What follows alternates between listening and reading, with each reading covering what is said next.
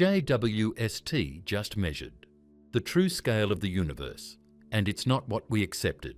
We thought we understood how big the universe was. James Webb just proved we didn't. Its latest measurements reveal distances and structures so extreme, scientists are now questioning the cosmic scale we've relied on for decades. What we mean when we say the scale of the universe. When scientists talk about the scale of the universe, they are not talking about something abstract. They are talking about distance, time, and limits that can be measured with real data. Numbers pulled from light that has travelled across space for billions of years. And the first thing to understand is that when we say the universe, we are almost never talking about the whole thing. We are talking about the observable universe. That word, observable, changes everything. The observable universe is not the entire universe. It is only the part of the universe that light has had enough time to reach us from since the beginning of cosmic expansion. If something is farther away than that limit, its light simply has not arrived yet. Not because it does not exist, but because the universe has a speed limit, and that speed limit is the speed of light. So when astronomers measure the size of the universe, what they are really measuring is a bubble centered on Earth, defined by how far light can travel in a finite amount of time through expanding space. That bubble is what we can see, detect, and measure. Everything beyond it is hidden, not in theory, but in practice. This leads to the first major source of confusion. The universe can be infinite or finite, but far larger than what we can observe, and both ideas are still scientifically valid. But no telescope, no matter how powerful, can see beyond the observable universe. Not because our technology is weak, but because physics itself draws a boundary. That boundary is called the cosmic horizon. The cosmic horizon is not a wall or an edge you could ever reach. It is a distance limit set by time and expansion. Imagine a flash of light released at the beginning of the universe. That light has been travelling ever since, moving as fast as anything can possibly move. Even after nearly 14 billion years, it has only made it so far. And here is the part that bends the brain a little. While that light was travelling, the space it was travelling through was stretching. So the source of that light is now much farther away than 14 billion light years. This is why the observable universe is far larger than the age of the universe might suggest.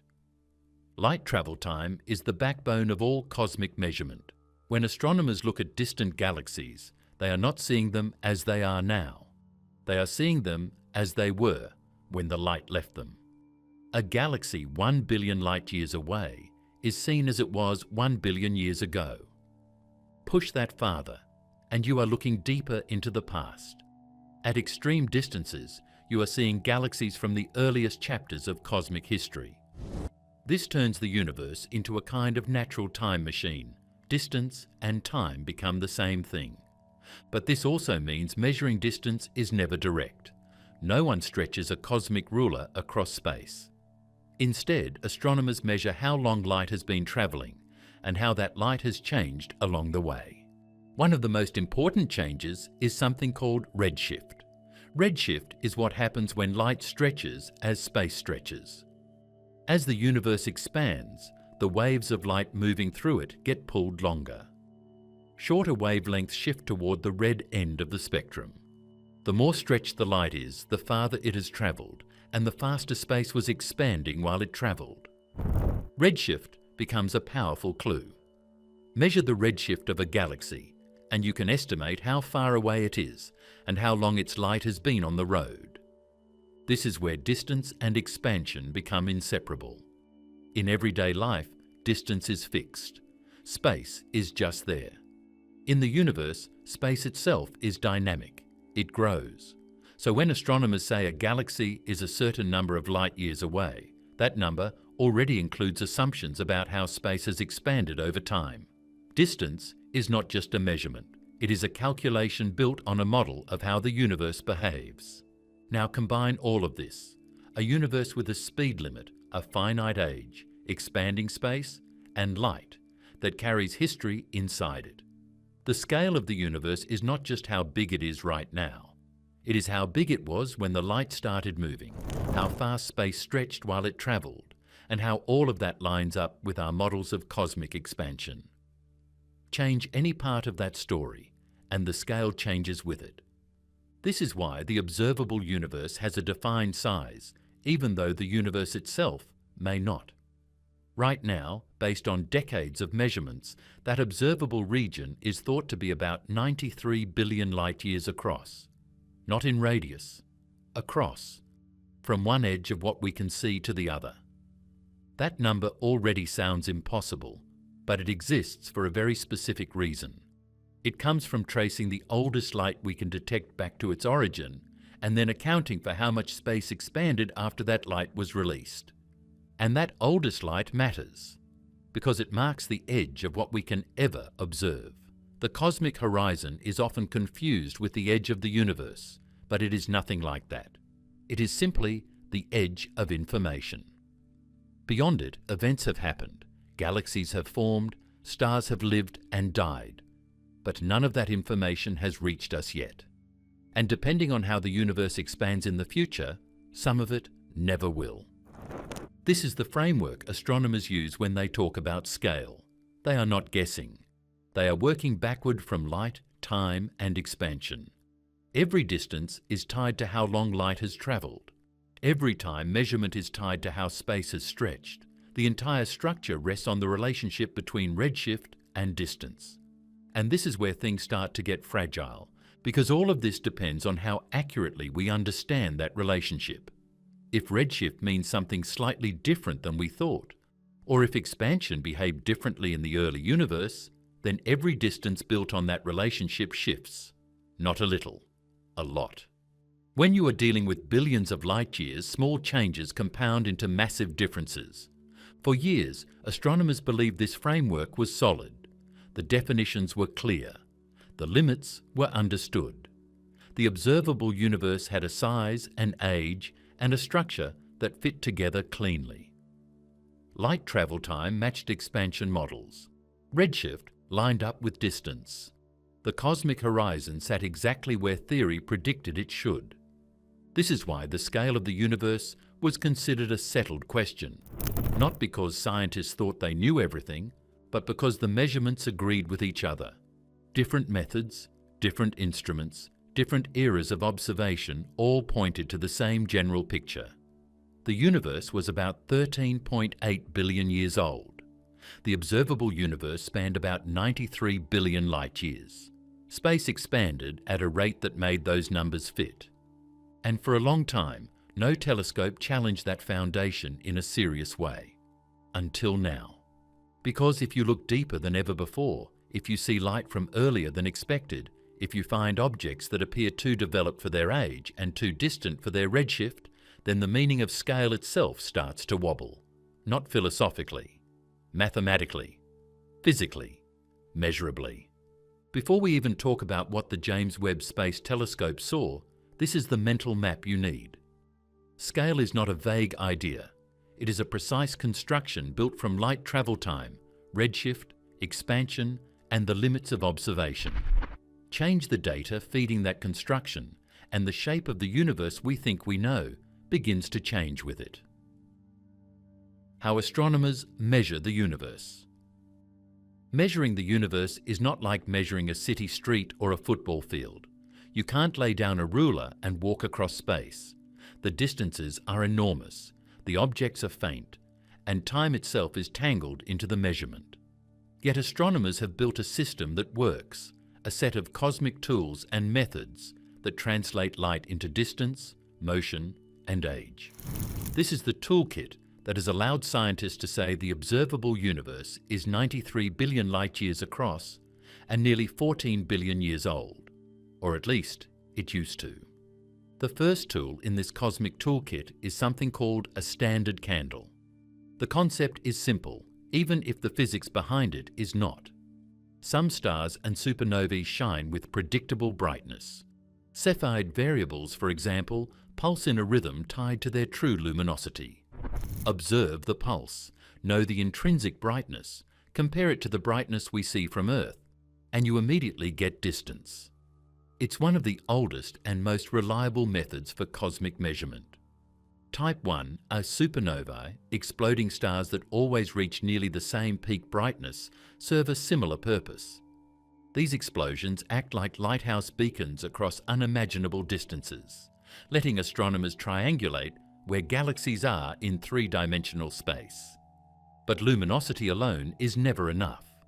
To understand scale, astronomers also rely on redshift, the stretching of light as space itself expands. By measuring the redshift of a galaxy, scientists can estimate how fast it is moving away from us. Combine that with models of cosmic expansion, and you can calculate distance.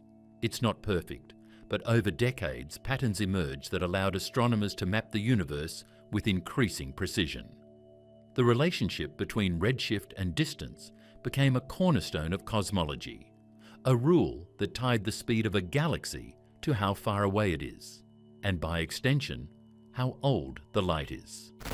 Redshift measurements are complemented by the most ancient light in the universe, the cosmic microwave background. This faint radiation is the echo of the Big Bang itself, a snapshot of the universe when it was only 380,000 years old. The CMB is not just a relic, it's a map of the early universe's density fluctuations, tiny differences that would grow into galaxies and clusters. By studying the patterns in this radiation, scientists can infer the geometry of the universe, the amount of matter and energy it contains, and the rate at which it has expanded over billions of years. It is the ultimate check on the distance ladder built from standard candles and redshift. Each of these methods, standard candles, redshift, and the CMB, has its strengths and weaknesses, but together they create a cross-verified map. Saphides and supernovae anchor the local universe. Redshift measures the mid-range distances, and the CMB reaches to the very edges of the observable horizon. Each step is calibrated against the next, creating a chain of measurements that, until recently, agreed remarkably well. This framework allowed astronomers to establish what are called the consensus numbers. The universe is roughly 13.8 billion years old, and the observable universe is about 93 billion light-years across. These numbers are not guesses. They are derived from multiple independent observations, checked and rechecked for decades. They were considered solid because no instrument or method had provided evidence otherwise. The age of the universe lined up with stellar evolution models.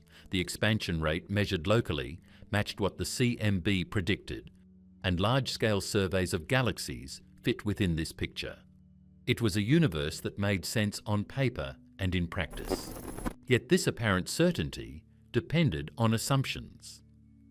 Redshift relies on models of how expansion occurred over time. Standard candles assume that certain stars behave consistently across space and time. The CMB interpretations rest on understanding the physics of the early universe. If any of these assumptions are off, even slightly, the calculations of distance, size, and age start to shift. And it is exactly these shifts, small in themselves but massive, when multiplied across billions of light years, that the James Webb Space Telescope has now begun to reveal. For decades, astronomers worked with a stable mental model. Galaxies formed in predictable ways, distances matched redshift expectations, and the cosmic horizon sat neatly at the edge of what light could reach us. Observations were consistent, models were self-consistent, and everything fit together. It was a universe that could be mapped, measured, and understood, at least until we could see farther and with more detail.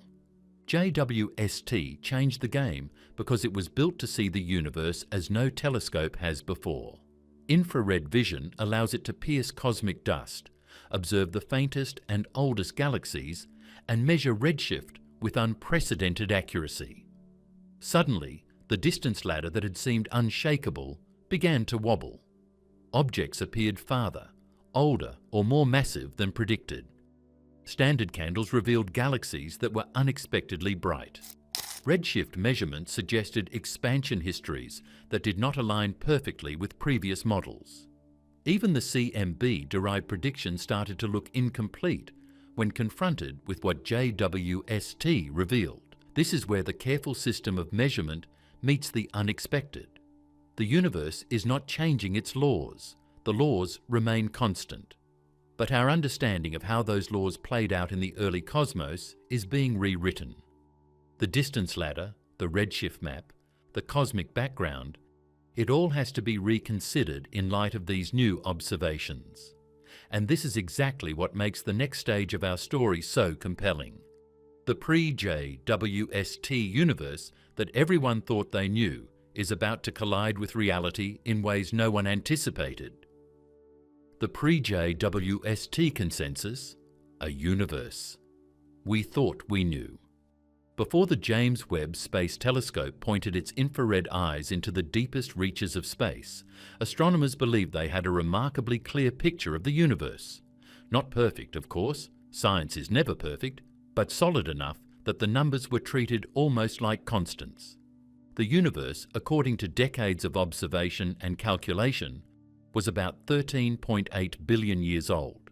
The observable portion, the part we could see, measure and study, stretched across roughly 93 billion light-years. These were not casual guesses or rounded estimates. They were the culmination of generations of measurement, built from redshift surveys, supernova studies, Cepheid variables, and the cosmic microwave background. In the scientific community, they were considered locked in. This consensus gave astronomers a framework for everything else. Galaxy formation models were constructed around these ages and distances.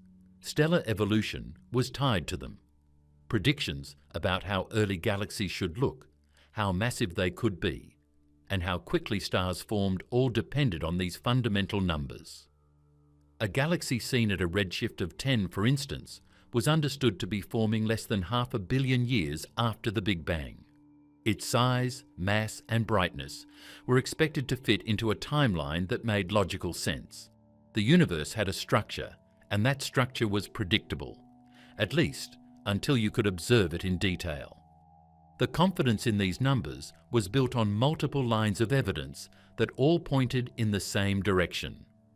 Local measurements of expansion through Cepheids and Type 1a supernovae lined up with large-scale surveys of galaxy clusters. Redshift measurements and the Hubble constant were in agreement within observational uncertainties. The cosmic microwave background provided an independent check, a snapshot of the universe just 380,000 years after the Big Bang. Every method reinforced the others. It was a system of cosmic checks and balances, and it gave scientists a mental model that had stood the test of decades. But even in this seemingly stable picture, cracks had begun to appear. Subtle discrepancies in expansion rates, known as the Hubble tension, hinted that the universe might not behave exactly as predicted. Some distant galaxies appeared more massive or more mature than their age should allow. The early universe seemed, in some cases, to be forming stars faster than models suggested. These anomalies were intriguing, but they were small enough that most astronomers treated them as puzzles to be solved within the existing framework, rather than as reasons to question the foundation itself. Then came JWST. The telescope did more than peer deeper into space. It peered farther back in time than any instrument before it. It revealed galaxies that seemed impossibly massive for their age, stars forming at astonishing rates, and structures that suggested the universe had matured faster than previously imagined. For the first time, astronomers could see the universe at epochs that had only existed in theory. And the numbers, the redshifts, luminosities and masses, challenged the very scales that had been considered settled. The impact of these discoveries cannot be overstated. When the foundation shifts, everything built on it has to be reconsidered. Galaxy formation models must adapt to accommodate objects that formed earlier and faster than expected. Calculations of distance, size and age must be revisited. Even the definition of the observable universe, once a seemingly precise boundary, now carries new uncertainty. The numbers that once felt immutable, 13.8 billion years, 93 billion light years, still exist as approximations, but they are no longer unquestionable. They are now part of a story still being written, a story that JWST has begun to tell in unprecedented detail. This is why JWST's revelations are more than a technical achievement. They are a paradigm shift. By revealing the universe in ways that were once thought impossible, it forces us to confront a new reality. The cosmos is larger, more complex, and more dynamic than the frameworks we relied upon for decades. And while scientists work to integrate these findings into models that make sense, one thing is certain. The universe we thought we knew, based on the pre-JWST consensus, was only the beginning of a far more astonishing story. With this context in place, we can finally explore what JWST actually saw, how those observations forced a recalculation of cosmic scales, and why the universe's true size may be far beyond anything humanity has measured before. The numbers we once trusted are no longer a given, and the universe is revealing itself as bigger, faster, and more astonishing than ever imagined. Why JWST is different from every telescope before it. When you look at the night sky with your naked eye, the universe seems calm, orderly, and mostly empty. Stars twinkle, planets move predictably, and galaxies appear as faint smudges if you're lucky. But that view is only a fraction of what's out there. For decades, telescopes like Hubble have opened our eyes to more, revealing galaxies, nebulae, and the faint glow of the early universe. And yet even Hubble has limits. There were questions it could never answer, mysteries it could never fully explore. That's where the James Webb Space Telescope, or JWST, comes in. It was designed not just to see farther, but to see differently, to reveal a universe that has been hidden until now. At its core, JWST was built to do three things better than any telescope before it. First, it was designed for infrared vision.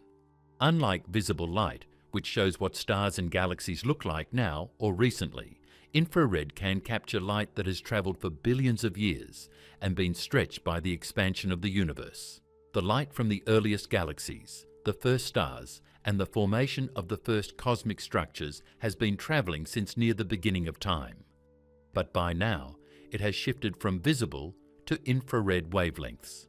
Without a telescope capable of seeing in infrared, that light remains invisible, hiding the earliest chapters of the universe from our view. The second goal was to see through cosmic dust. Space is not empty. Between stars, galaxies, and clusters lies a fog of gas, dust, and debris.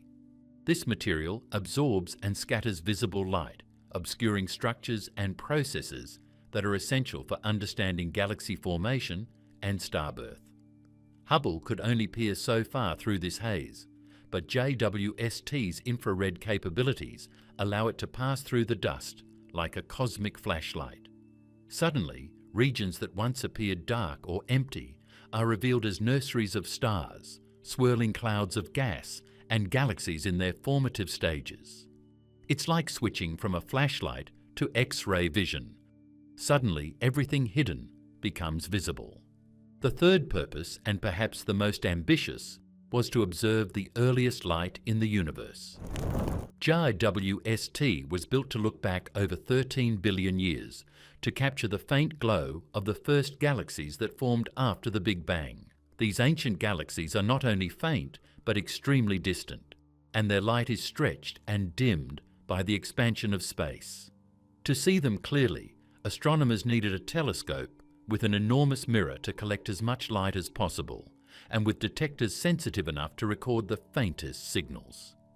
JWST's 6.5-metre mirror is more than 2.5 times wider than Hubble's, giving it unprecedented light-gathering power.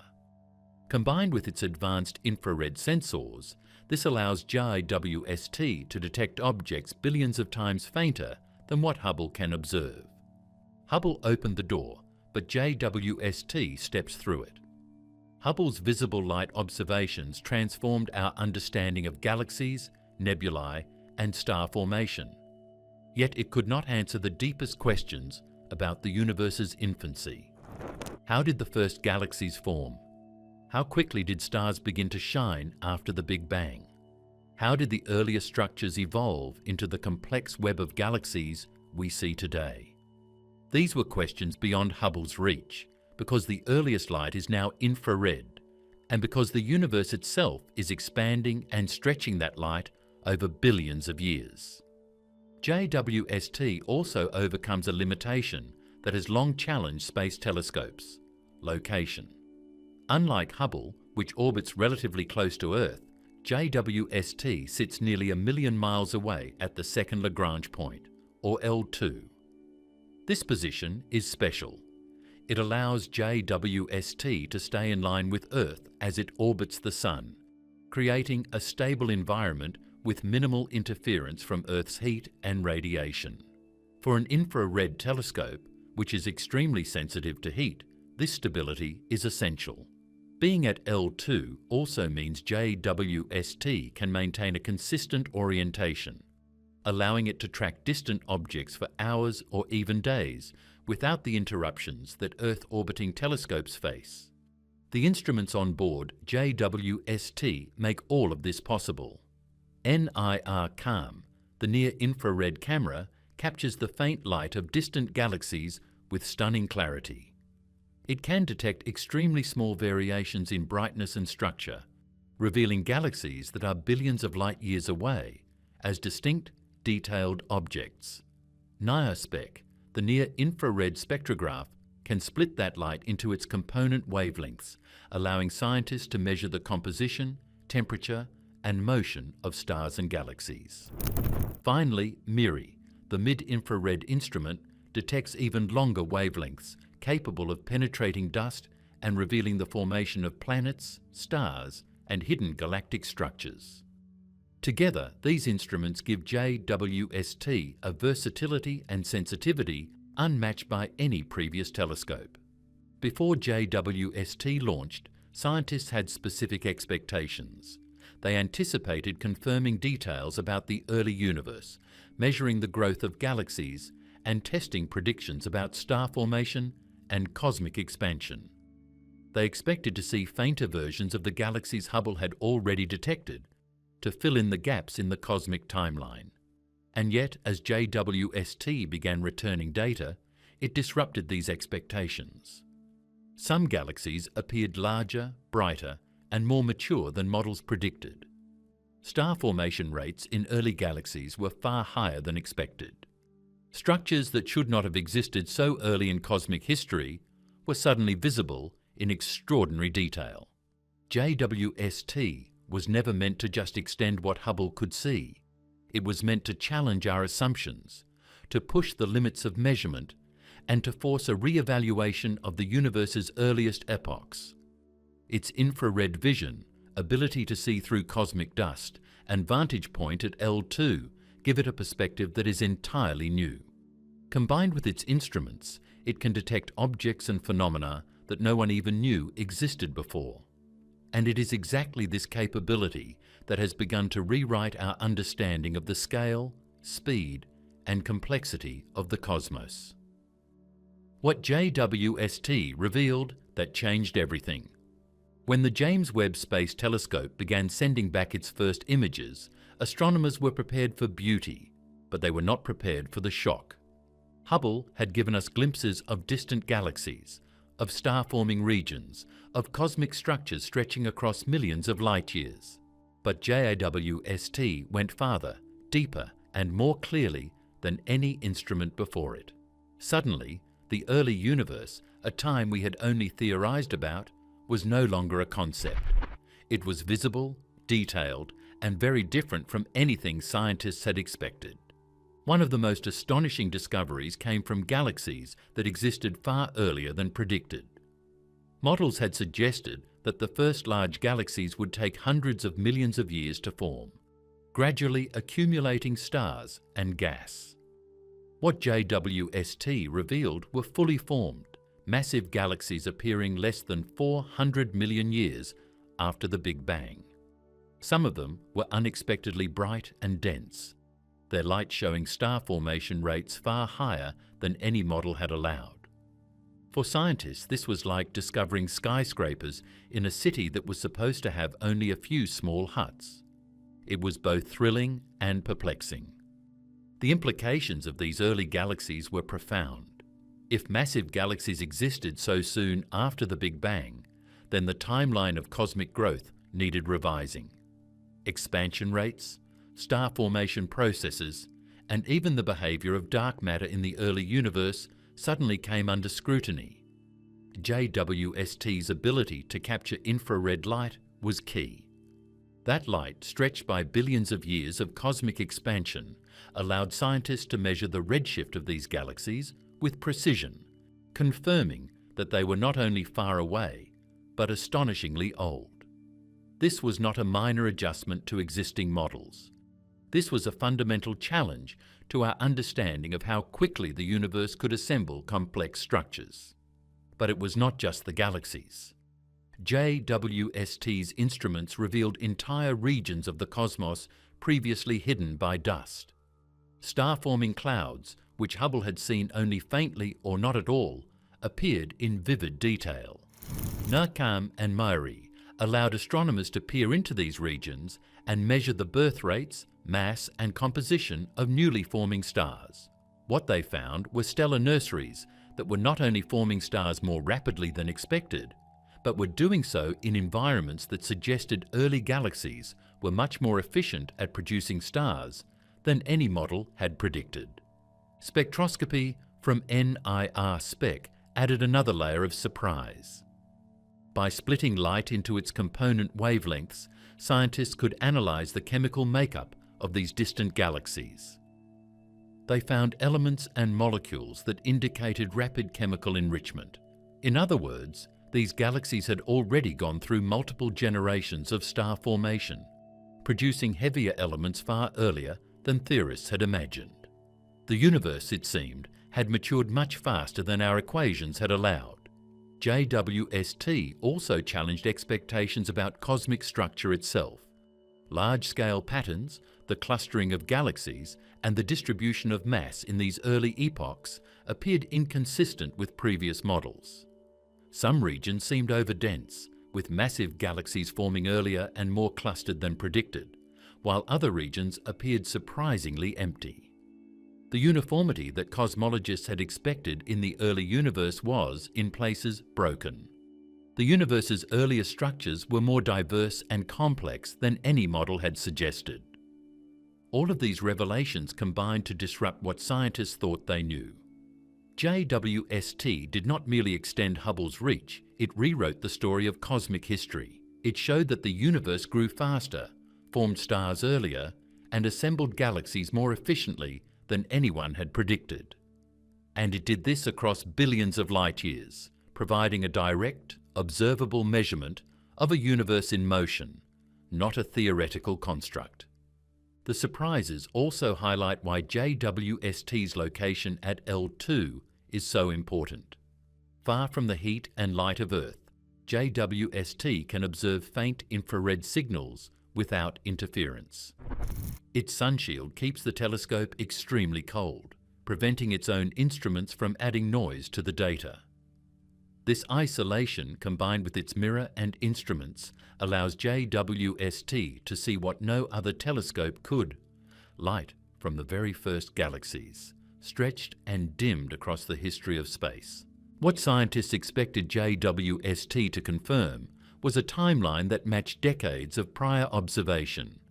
Gradual galaxy formation, star birth occurring in predictable patterns, a universe expanding at a rate consistent with models derived from Hubble and the cosmic microwave background. What JWST actually revealed was a universe that had grown faster, structured itself more efficiently, and formed stars and galaxies in ways that challenge every assumption about the early cosmos. This is the moment when JWST truly proves its uniqueness. It is not just another telescope adding pictures to our archive. It is a tool capable of rewriting the fundamental scales, timelines, and processes that define the universe. Every pixel, every spectral line, and every distant galaxy it observes forces astronomers to rethink the models they once considered immutable. In short, JWST is showing us a universe that is bigger, faster, and far more complex than we had ever imagined. And this is just the beginning. Each new observation has the potential to change our understanding of everything, from the earliest stars to the expansion of space itself. JWST is not simply answering old questions, it is asking new ones we may not have even thought to ask until we saw the universe as it really is. The first shock: galaxies that appear too early. When astronomers first looked at the images and data from the James Webb Space Telescope, they expected to see the faint outlines of early galaxies, dim specks barely visible through the expanding darkness of the cosmos. They anticipated blurry smudges, fragile clumps of stars just beginning to form, confirming decades of models that predicted a gradual build-up of structure after the Big Bang. But what they actually saw stunned them. There were galaxies, fully formed, massive, structured galaxies, lurking at the edge of the observable universe, shining brightly across billions of light years. And they appeared far earlier than any theory had dared to predict. These were not tiny, fledgling collections of stars struggling to coalesce. These galaxies were sprawling, dense, and rich with stars. Spiral arms, central bulges, and organized structures emerged in the data, suggesting a level of maturity that contradicted every model astronomers had relied on for decades. Some of these galaxies existed when the universe was less than 400 million years old, a cosmic newborn by any measure. To put that into perspective, if the universe's age of 13.8 billion years were a single calendar year, these galaxies would have formed in the first few hours, barely past midnight. The standard models of galaxy formation, which predicted a slow, step-by-step assembly of matter, simply could not account for what JWST was revealing. This timeline problem is at the heart of the first shock. The physics of galaxy formation relies on gravity slowly pulling matter together over time. Gas collapses into stars, stars form clusters, clusters merge into galaxies, and galaxies collide and grow over hundreds of millions of years. Observing galaxies of this size and maturity so soon after the Big Bang challenges everything we thought we understood about how quickly matter could organize itself. Essentially, JWST forced astronomers to confront a simple but profound question. How could the universe have built such massive structures in such a short amount of time? These early galaxies are detected using extreme redshifts. Redshift measures how much the wavelength of light has been stretched by the expansion of the universe. The higher the redshift, the farther away and the earlier in time we are seeing. JWST, with its infrared instruments, can detect light from galaxies at redshifts above 10, meaning we are observing them just a few 100 million years after the Big Bang. At these distances, light is faint and stretched across the infrared spectrum, invisible to older telescopes like Hubble.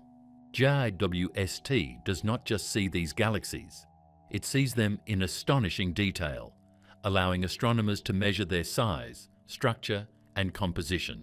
One of the most astonishing aspects of these observations is the mass of these early galaxies.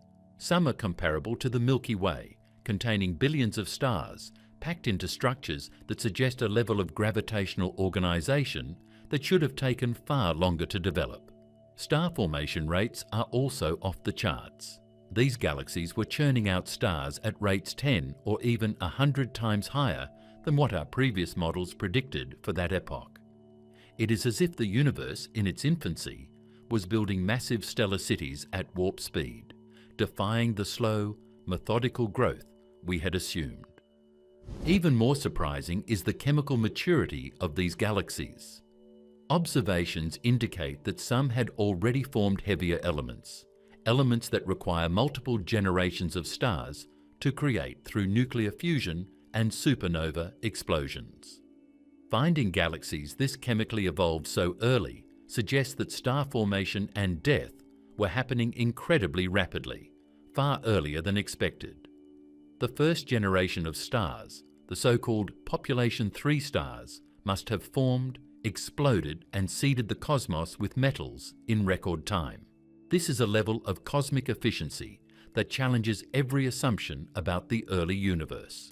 This discovery does not just rewrite the story of a few galaxies, it forces a rethink of the entire timeline of cosmic history. The universe, it seems, matured faster than we imagined.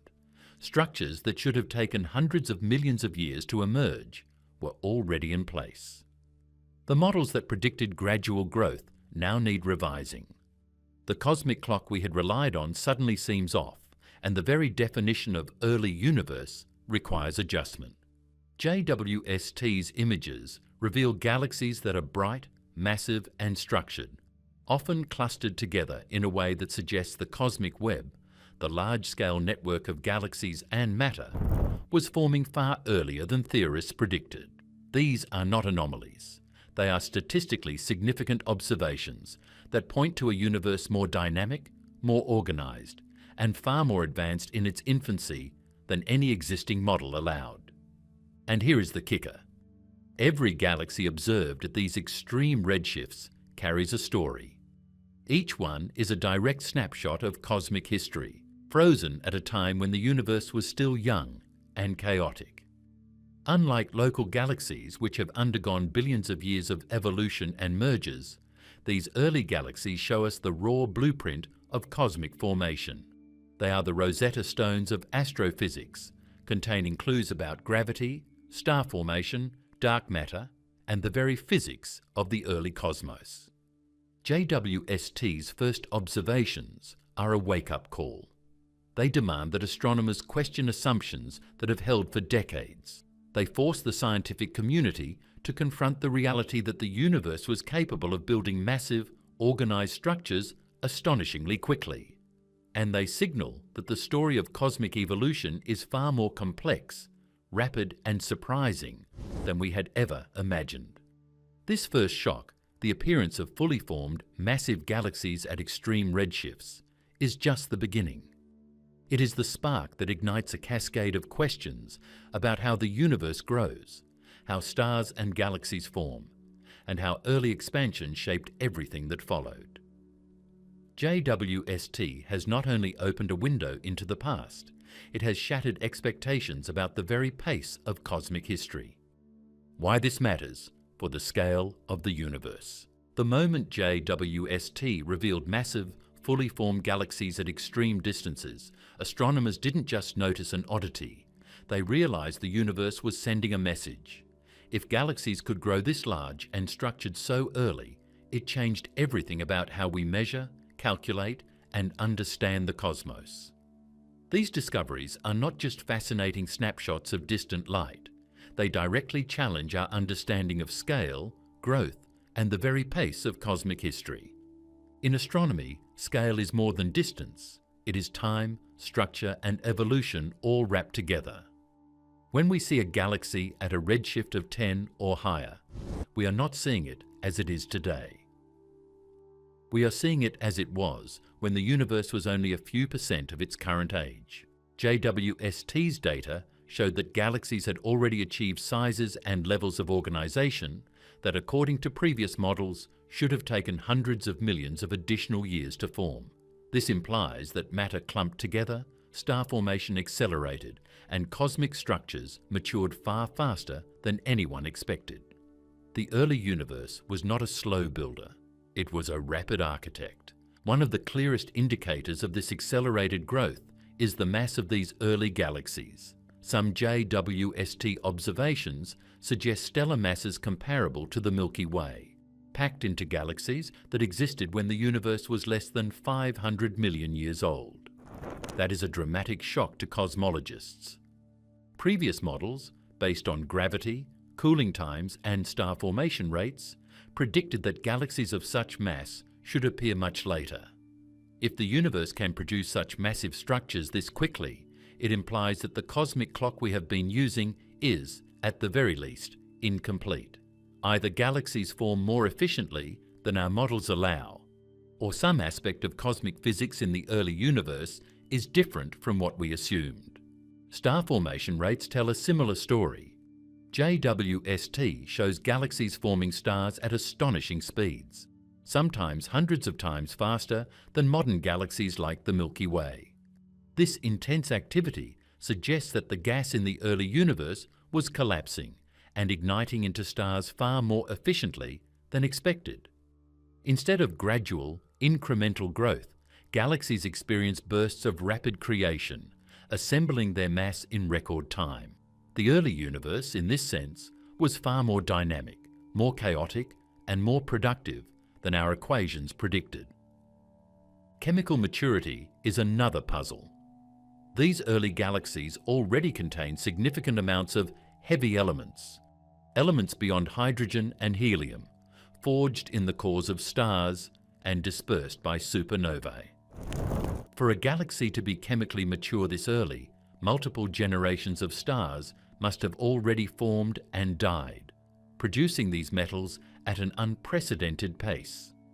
The universe, it seems, went through its first cycle of star birth, death, and chemical enrichment far earlier and faster than anticipated. This rapid enrichment challenges the traditional timeline of cosmic evolution and implies that the early universe was capable of building complexity at a breathtaking speed. All of this matters profoundly for the scale of the universe. Scale in cosmology is not just a static measurement of light years, it is intertwined with how the universe expands, how structures form, and how time unfolds. If galaxies can grow faster than models predict, it means the early expansion history we have used to calculate distances may need revision. It means that redshift alone might not tell the full story of distance and time. The universe might be larger, more structured, and more accelerated in its early epochs than we assumed. JWST's findings force a recalibration of the cosmic yardstick, distances between galaxies, the rate at which space stretches, and the timeline for the assembly of matter all depend on how we interpret these observations. If galaxies matured faster, then the standard assumptions about the relationship between redshift, distance, and cosmic time may be incomplete. In other words, the universe may not just be big, it may be bigger than we thought, sooner than we thought, and evolving faster than we imagined. Specific measurements are already pushing the boundaries of our understanding. Galaxy masses at these extreme redshifts are estimated to be billions of solar masses. Star formation rates exceed hundreds of solar masses per year in some cases. Chemical enrichment, previously thought to take billions of years, is now evident in objects less than 500 million years old. Each of these data points independently challenges the models, but together they form a coherent picture. The early universe was a powerhouse of growth, assembly, and complexity. The consequences ripple outward. Faster formation and heavier galaxies in the early universe imply that gravity, gas dynamics, and star formation processes were more efficient than our models account for. This, in turn, suggests that the expansion history, the way space itself stretched over time, might differ from what current cosmological equations predict. Scale, once considered a settled measure based on redshift and distance, suddenly becomes a moving target, dependent on processes that we are only beginning to observe directly. Ultimately, JWST is forcing scientists to confront a profound question. If the universe matured faster than expected in its earliest epochs, what does that tell us about its size, structure, and evolution? The early galaxies are not just objects to study, they are cosmic clues, pointing toward a universe that operates on a timeline faster and more complex than we ever imagined. Every new observation rewrites the calculations of distance, expansion, and age, revealing a cosmos that is alive with formation, movement, and growth from its very first moments. And the more we look, the more the early universe seems to be bursting with surprises. Galaxies that were supposed to be tiny are massive. Star-forming regions that were predicted to be faint are luminous. Chemical processes that should have taken eons are already underway. JWST has turned the theoretical timeline of the cosmos on its head, and the implications for the scale of the universe are enormous. This is the bridge between seeing galaxies and understanding the universe. Observing them is one thing, but interpreting what that means for cosmic scale is entirely another. When the first massive, structured galaxies appear far earlier than theory allows, we cannot just adjust the models slightly. We must reconsider the assumptions behind our measurements, the interpretation of redshift, and the way we calculate distances across billions of light years. The early universe is no longer a simple, predictable progression. It is a complex, rapidly evolving frontier that challenges our understanding of scale itself. JWST's discoveries demand that scientists rethink the fundamental measurements of the universe. Mass, star formation, chemical enrichment, and redshift all point toward a cosmos that assembled itself more quickly and efficiently than anyone had imagined. In this sense, every new galaxy observed at extreme redshift is more than a distant object.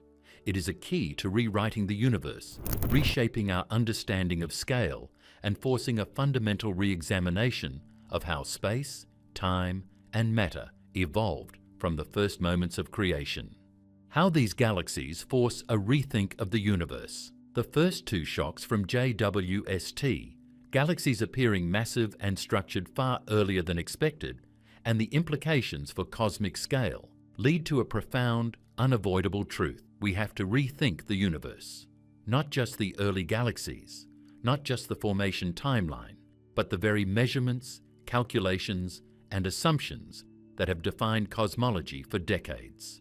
The discoveries are forcing astronomers to confront the possibility that the universe is bigger, faster, and more complex than previously imagined. At the heart of this rethink is distance measurement. Traditionally, astronomers calculate how far away a galaxy is based on redshift, the stretching of light caused by the expansion of space. Redshift is a remarkably powerful tool because it allows scientists to connect the speed of a galaxy's recession with the time it took light to reach us. But these early, massive galaxies disrupt the underlying assumptions that make redshift a reliable cosmic ruler. If galaxies grew faster and became more massive sooner than predicted, it implies that the density of matter, the efficiency of star formation, and the dynamics of early structure were different than the models assumed. Those differences ripple through calculations of distance. Essentially, if galaxies mature earlier than expected, the correlation between redshift and time, and by extension, redshift and distance, may need adjustment. This naturally leads to cosmic expansion rates in early epochs. The current model of the universe's expansion, the Hubble-Lemaitre law, combined with measurements from the cosmic microwave background, relies on observing galaxies at different distances to understand how fast space has stretched over time. When massive galaxies appear too early, it suggests that expansion in the first few 100 million years may have proceeded differently than predicted. Perhaps the early universe experienced bursts of accelerated growth or structure formation that our equations did not account for. This is not a small tweak. It is a fundamental recalibration. If galaxies assembled more rapidly than expected, then the timeline we've been using for the universe's early expansion must be re-examined. JWST's observations also force scientists to reconsider the assumptions behind galaxy formation and chemical enrichment. Previously, the process was thought to be slow. Population 3 stars formed first, then exploded, seeding gas clouds with heavier elements, which slowly accumulated to form more massive stars and galaxies. Now, we see galaxies already chemically mature at redshifts greater than 10, with star formation and metal enrichment occurring on unprecedented timescales. This implies that models of star formation efficiency, supernova feedback, and gas inflows must be revised. These aren't just minor corrections. They affect every calculation of mass, luminosity, and distance in the early universe. The massive early galaxies also challenge the inferred size of the observable universe itself. If the early universe produced structured, massive galaxies sooner than models predict, it implies that the growth of cosmic structures has been underestimated. The cosmic web, the interconnected filaments of dark matter and galaxies, may have been forming faster and spanning larger scales earlier than we imagine. This pushes astronomers to rethink the rate at which the universe evolves spatially, suggesting that the bubble of the observable universe might contain more structure and complexity than previously assumed. In essence, the universe may be operating on a scale that is both temporally and spatially larger than our prior calculations. JWST's data has also sparked a reconsideration of dark matter and its role in early structure formation. The presence of massive galaxies so early implies that gravitational scaffolding, the dark matter halos that provide the framework for galaxies, formed and grew faster than simulations predicted. If dark matter accumulated more rapidly, it could explain some of the early galaxy mass. But it also raises questions about the physics of dark matter itself. Are our models of its behavior in the early universe incomplete? Could there be unknown interactions accelerating the formation of structure? Every massive galaxy JWST detects adds weight to these questions. Another implication is the potential revision of cosmic age estimates for the earliest structures. While the universe as a whole remains 13.8 billion years old, the timeline for galaxy assembly, star formation, and chemical enrichment may need recalibration. If galaxies matured faster, then the clock we use to estimate when certain events occurred, like the first stars igniting or the first supernovae exploding, must be adjusted. This does not change the age of the universe, but it changes how we interpret that age in terms of observable structures. It rewrites the sequence of cosmic history. Ultimately, JWST's observations force astronomers to confront a radical idea. The early universe was more active, more efficient, and more organized than our theories allowed. The galaxies JWST sees are not anomalies or rare exceptions. They appear to be part of a widespread population, suggesting that rapid structure formation was the norm, not the exception. This means that distance calculations, expansion histories, and models of galaxy formation must all be re-examined. The universe is not only larger than we thought in terms of physical scale, it is larger in terms of cosmic processes, efficiency, and the speed at which complexity emerged. These revelations have profound implications for cosmology. Every model built on Hubble-era observations must now be tested against JWST data. The timeline for star formation, the mass distribution of early galaxies, the chemical enrichment process, the growth of dark matter halos, and the expansion rate in the universe's first few 100 million years all require recalculation. What we thought we understood about the earliest epochs is now uncertain. JWST has not only extended the horizon of observation, it has fundamentally changed the rules by which we interpret it. In the coming years, as JWST continues to survey the deep universe, astronomers expect to see more galaxies that challenge the existing models. Each new detection provides not just data points, but puzzle pieces that force a re-evaluation of the fundamental assumptions underlying cosmology. Distance, expansion, structure formation, everything is being tested in real time. JWST is not just a telescope, it is a revolution in observation that compels a revolution in understanding. What Redshift is actually measuring. When astronomers look deep into the universe, they are looking back in time. Every photon reaching our telescopes carries a story, a journey across billions of light years, revealing not just where a galaxy is, but when in cosmic history it existed. Redshift is the tool that allows us to read that story. It is the key that connects light, motion, and time, letting scientists translate faint signals into distances and timelines. But Redshift is not just a simple measurement of speed, it is a window into the expansion of the universe itself. Redshift occurs because space is stretching. As light travels across the cosmos, the wavelength of that light is elongated by the expansion of the universe. The farther a galaxy is from us, the more the light has been stretched and the redder it appears.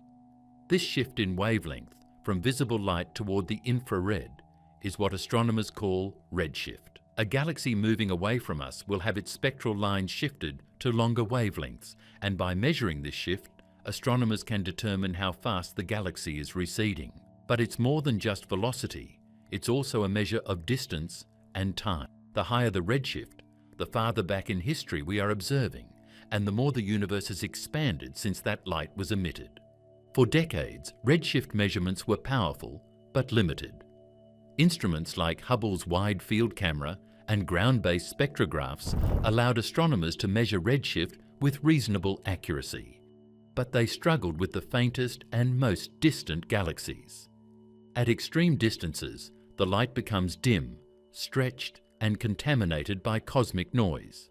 Small errors in redshift measurement were inevitable. And while minor at low distances, these errors could translate into enormous uncertainties when calculating the scale of the universe. A tiny miscalculation at a redshift of 10 could imply that a galaxy is billions of light-years closer or farther than it actually is.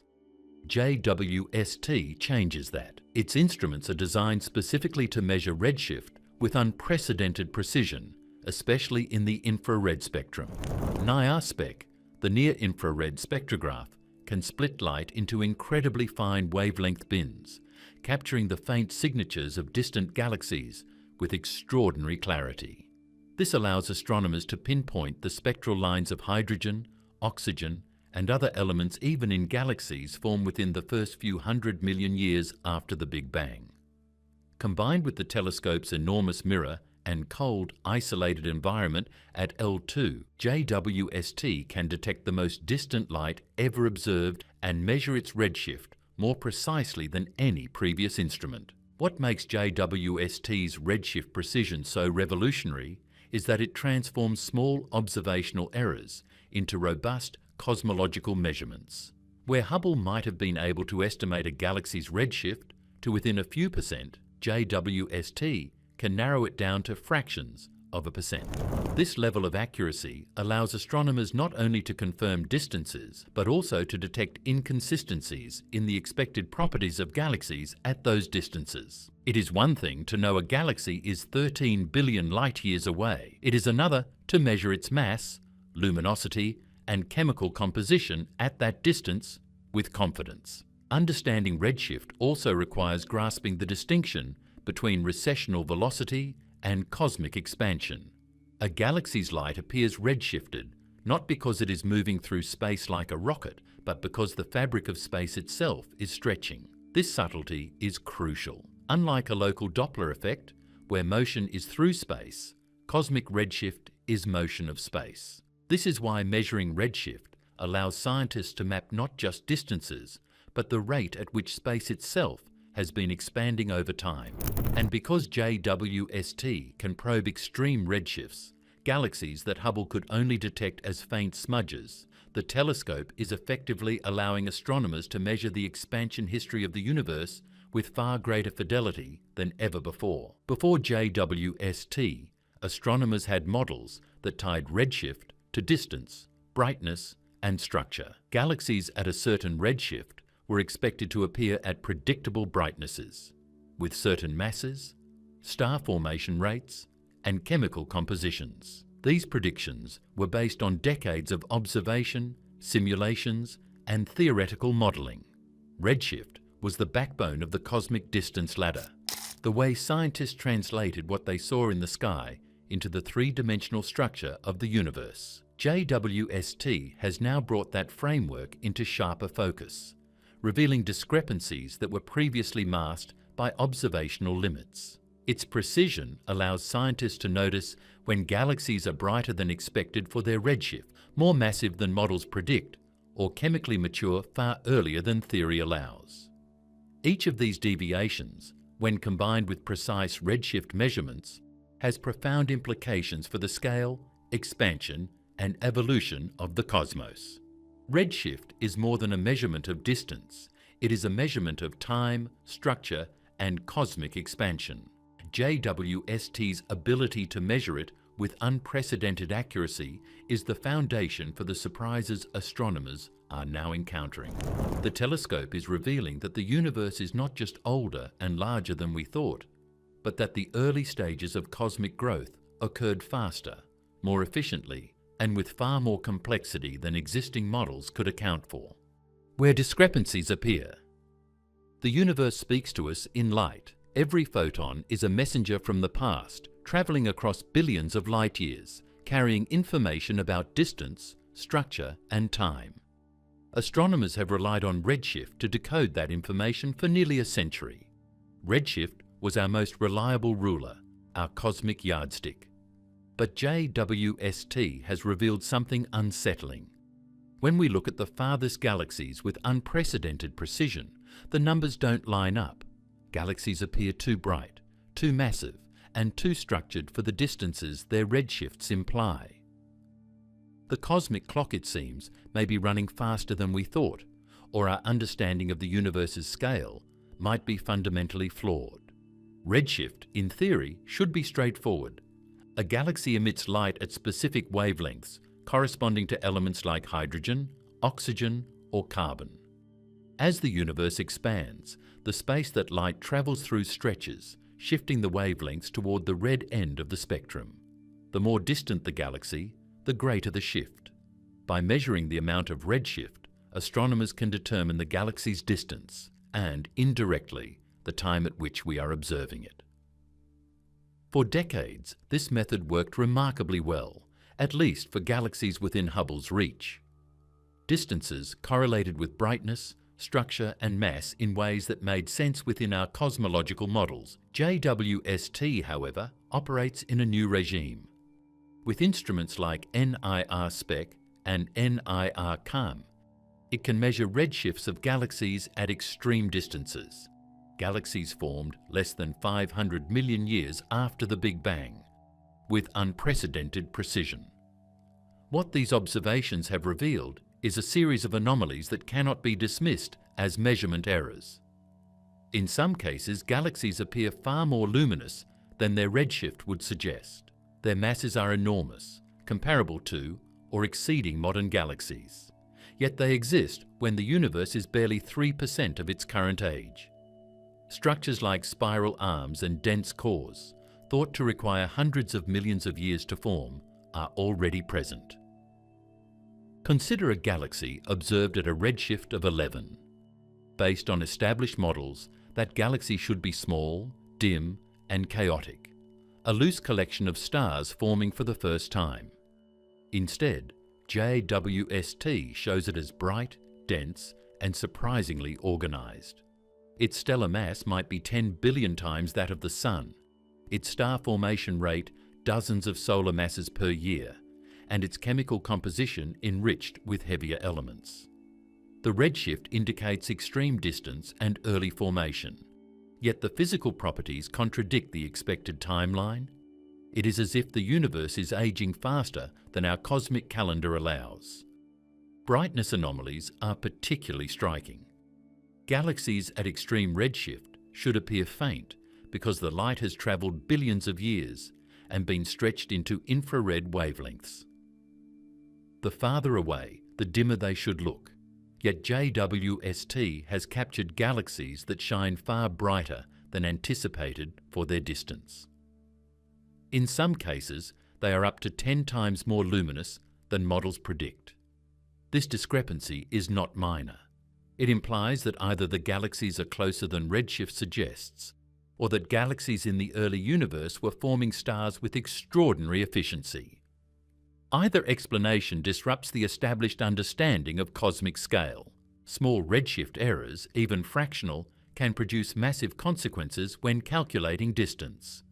At low redshift, a 1% measurement error might change a galaxy's distance by a few million light years, a minor adjustment on a cosmic scale. At redshifts of 10 or 12, the same fractional error can imply billions of light years of difference. If redshift is misinterpreted, the inferred size of the observable universe, the timing of galaxy formation, and the expansion history of space are all affected. JWST's precision should, in theory, eliminate these errors, but the discrepancies it reveals cannot be explained by measurement uncertainty alone.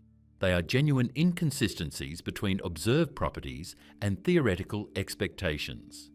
Another striking observation is that some galaxies appear too massive for their redshift, not just individually, but as part of larger structures. JWST has detected early clusters of galaxies, gravitationally bound systems forming when the universe was still in its infancy. These clusters suggest that matter assembled into complex networks far faster than simulations predicted.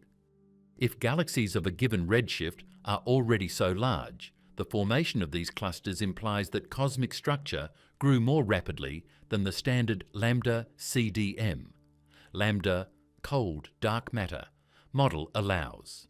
Dark matter halos, thought to provide the gravitational scaffolding for galaxy growth, must have accumulated and merged faster, accelerating star formation and chemical enrichment. Chemical maturity is another puzzle.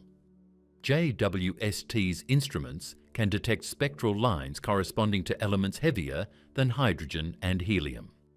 These metals are produced in the cores of stars and dispersed through supernova explosions.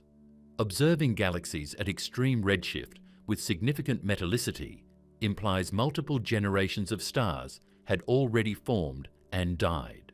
According to previous models, there simply hadn't been enough time for this level of enrichment. Yet JWST shows it exists.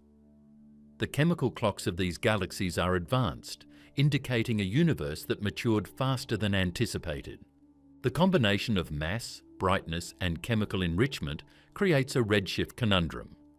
Redshift tells us the galaxy is extremely distant and early, but the galaxy's physical properties suggest more time, more growth, more evolution.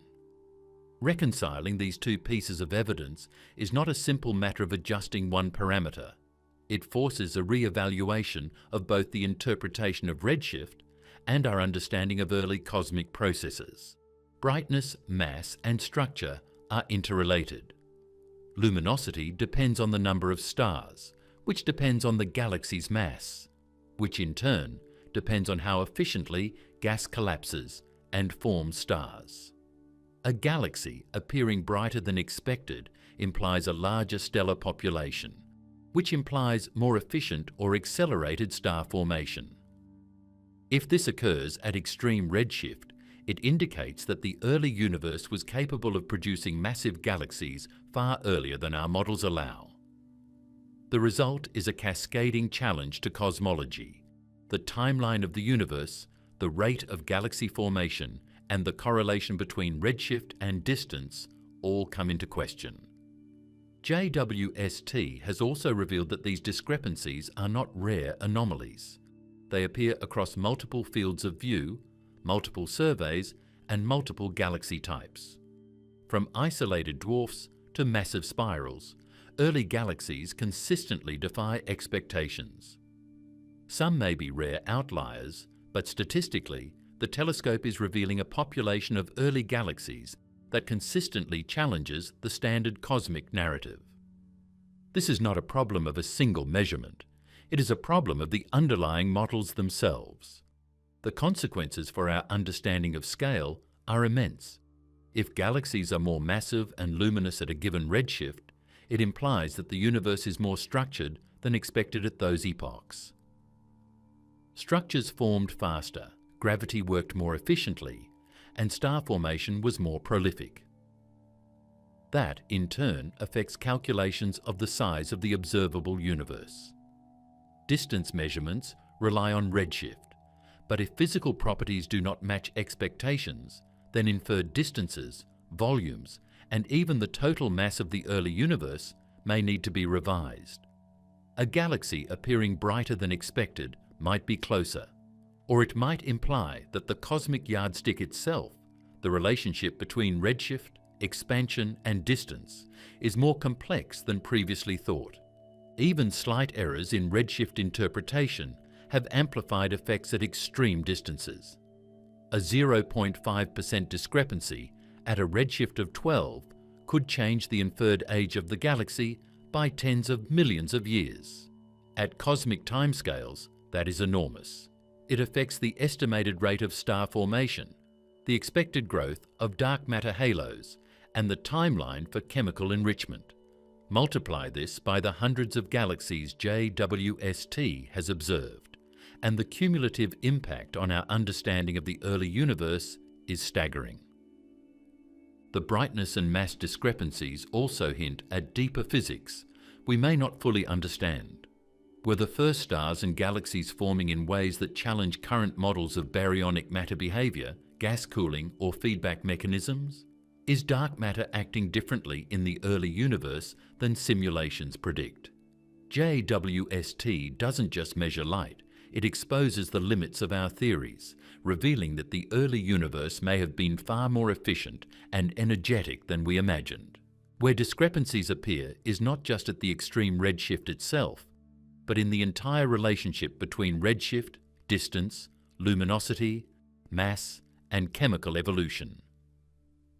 These discrepancies amplify through calculations of scale, leading to potential revisions in the size of the observable universe, the rate of cosmic expansion, and our understanding of structure formation.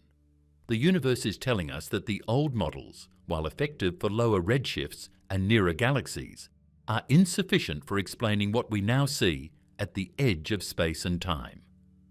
These redshift anomalies force cosmologists to think differently about the early universe. They are not just small quirks, they are systematic signals that the universe's timeline, its growth rates, and its scaling relationships are far more complex than we assumed. Each galaxy, each cluster, each spectral line challenges the notion that redshift alone can provide a simple measurement of distance and time at extreme epochs. JWST is revealing a cosmos that is brighter, larger, and more evolved in its infancy than our models predicted. As astronomers continue to analyze the data, one principle is becoming clear. Redshift is no longer a straightforward ruler at the limits of the observable universe. It is a window into processes that are more rapid, more energetic, and more complex than previously imagined. JWST's ability to measure redshift precisely is both a blessing and a challenge. It allows us to see these discrepancies clearly, but it also forces a confrontation with the limitations of our models.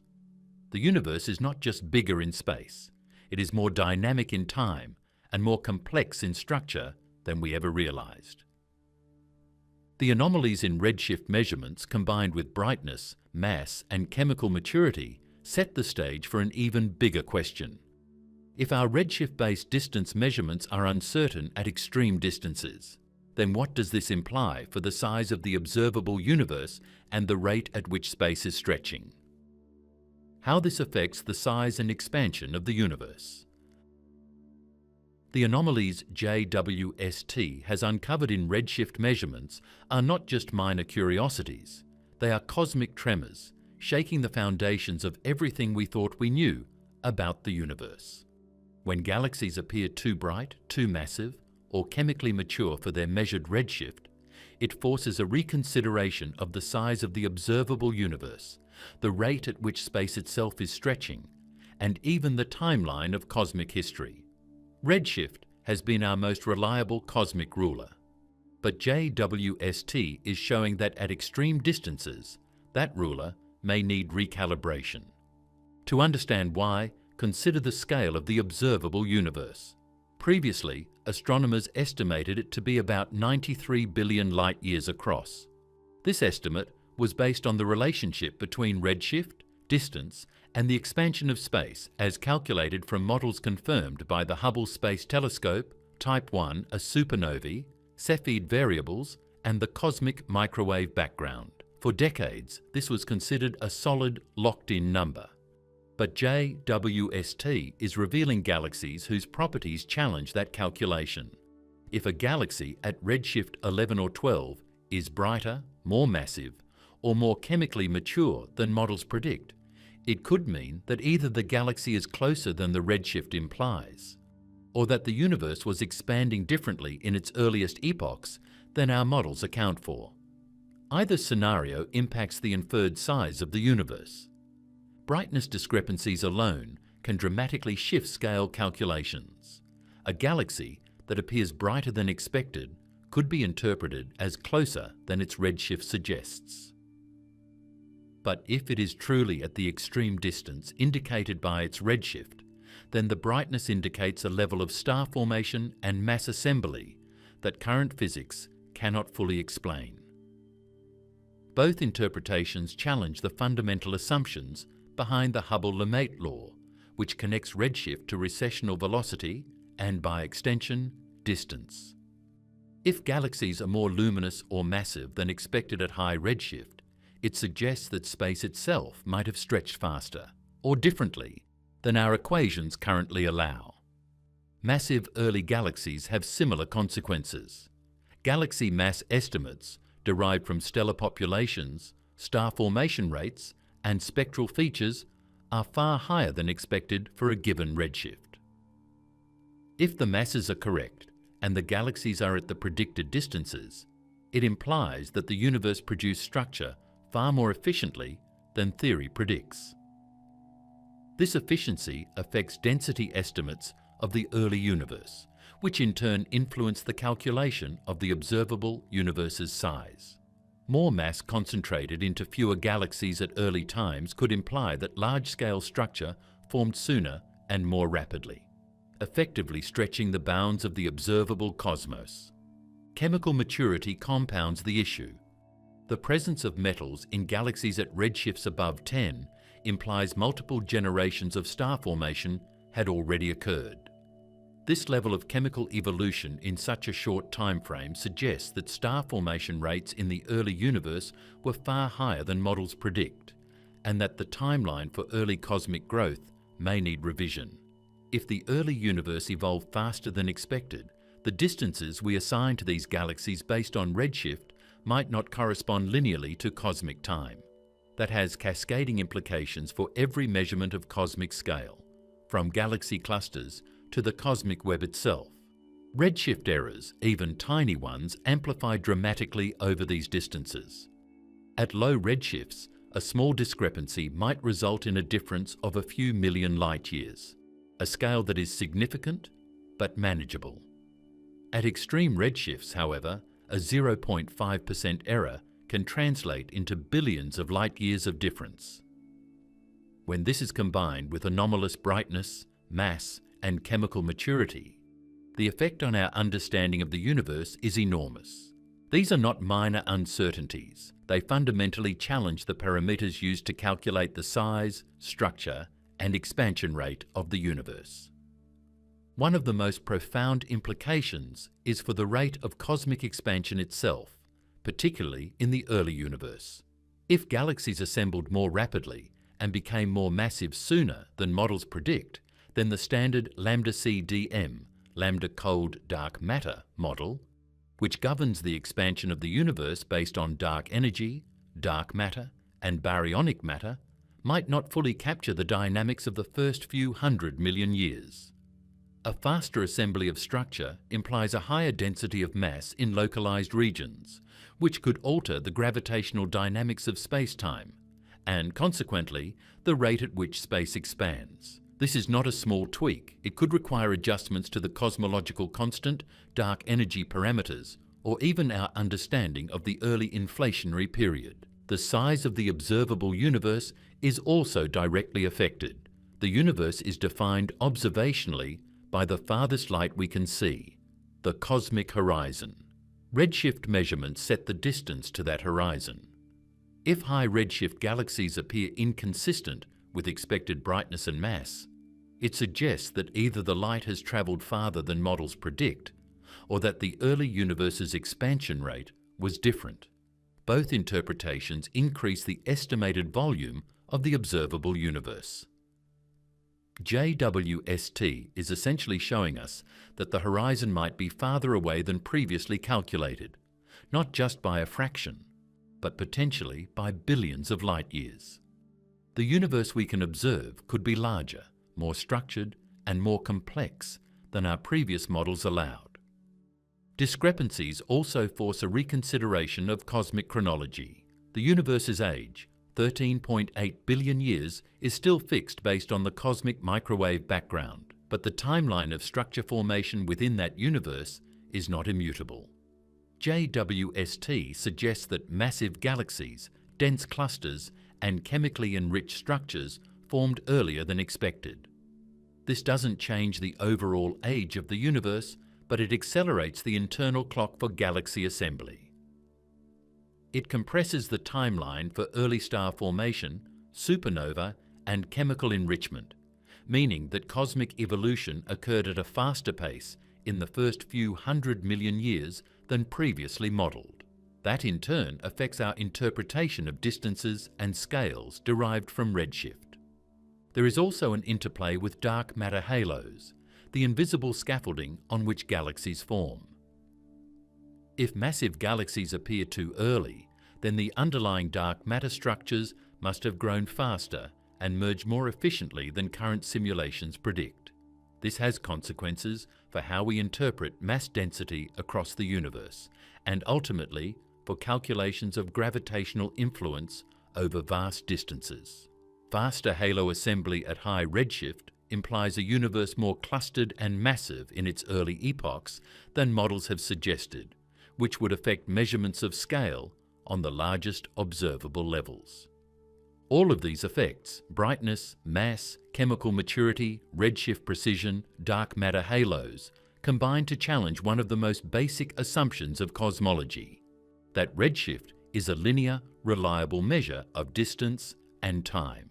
JWST has shown that at extreme redshift, the relationship between redshift and distance may be more complex, influenced by rapid early structure formation, accelerated star formation, and uneven mass distribution.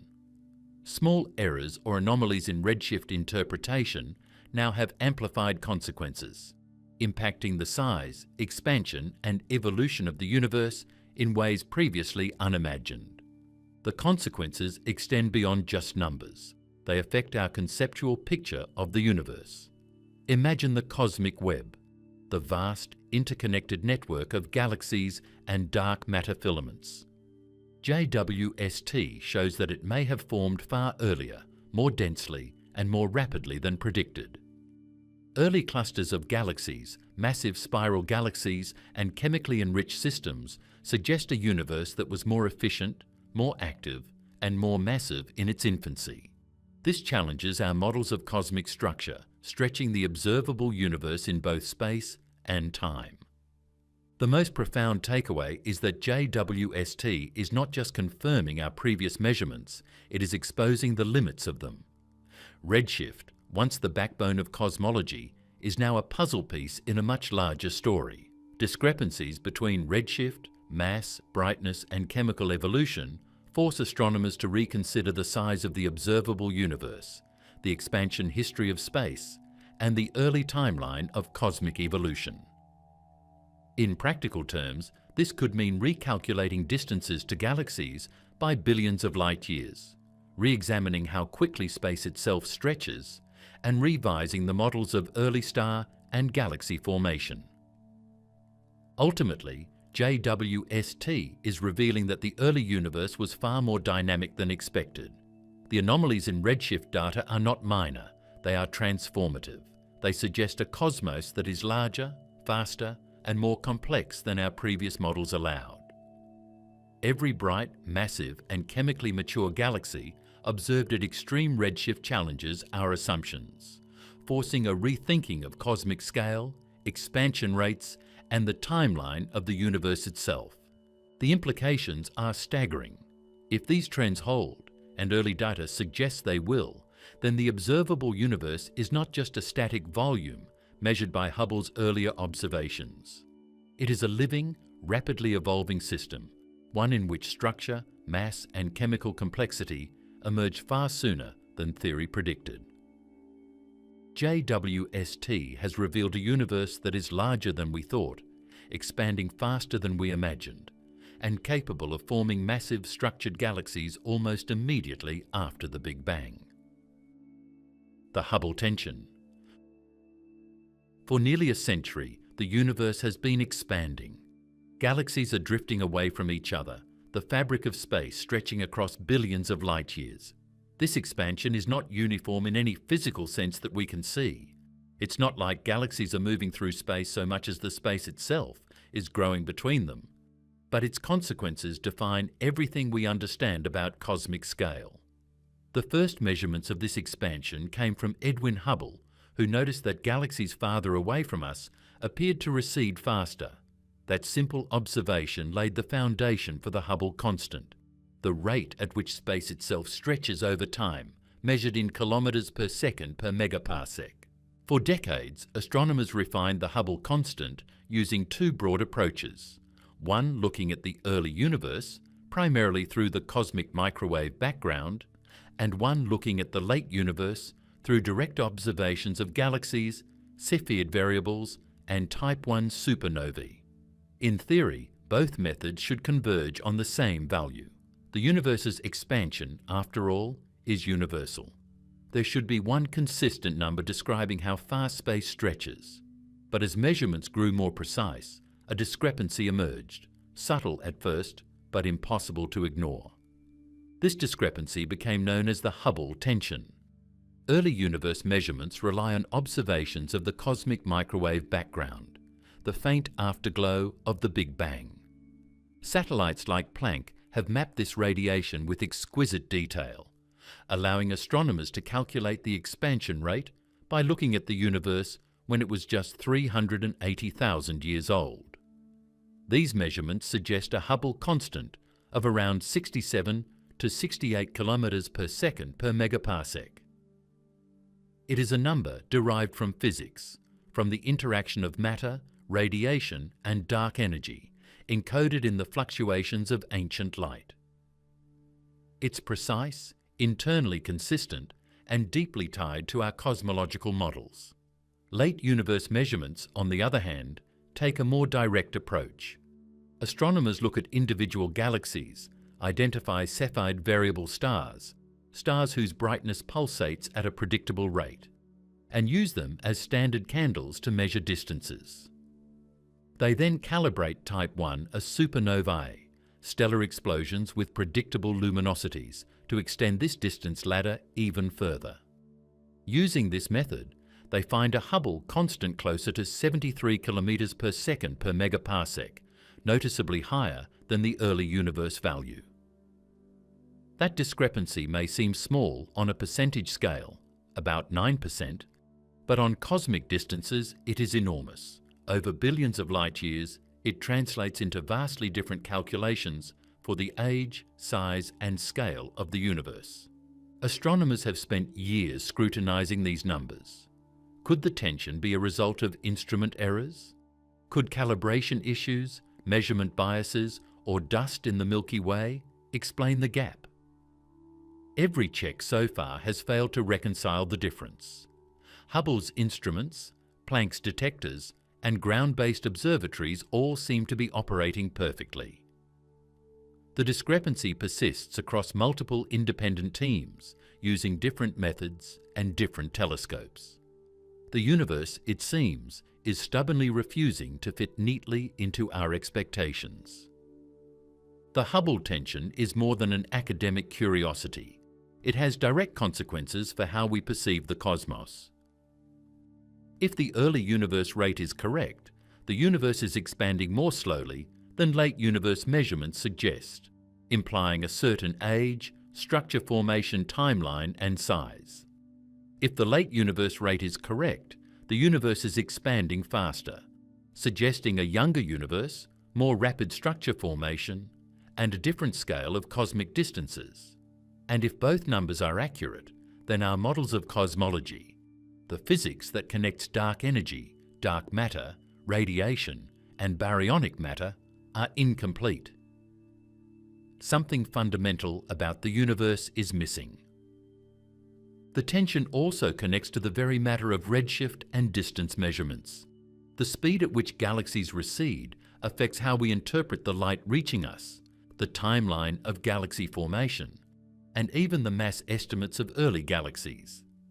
A universe expanding faster than expected would mean that distant galaxies are farther away than previously calculated for a given redshift. It would also imply that the universe reached certain structural milestones, like the formation of massive galaxies or early clusters, more quickly in cosmic time than our models predict. Conversely, a slower expansion rate stretches the cosmic timeline, giving galaxies more time to assemble, but at the cost of conflicting with the precise physics inferred from the cosmic microwave background. The Hubble tension is also tied to dark energy, the mysterious force accelerating cosmic expansion. If the expansion rate differs depending on which part of the universe we observe or which epoch we consider, it suggests that dark energy may not be constant over time. Perhaps its effect changes, or perhaps another unknown mechanism modifies how space itself stretches. Some theorists have proposed that early dark energy, extra relativistic particles, or modifications to general relativity could bridge the gap. Others have suggested the possibility of previously unrecognized physics in the behavior of matter and radiation in the first billion years. Every hypothesis, however, must pass the litmus test of observation, and that's where JWST begins to play a transformative role. Before JWST, late universe measurements relied heavily on optical and near-infrared data, but these observations were limited by dust obscuration, signal contamination, and instrument sensitivity. Cepheids in distant galaxies, for instance, could appear fainter or redder than expected, complicating distance estimates. Supernovae could be obscured by interstellar dust or misclassified.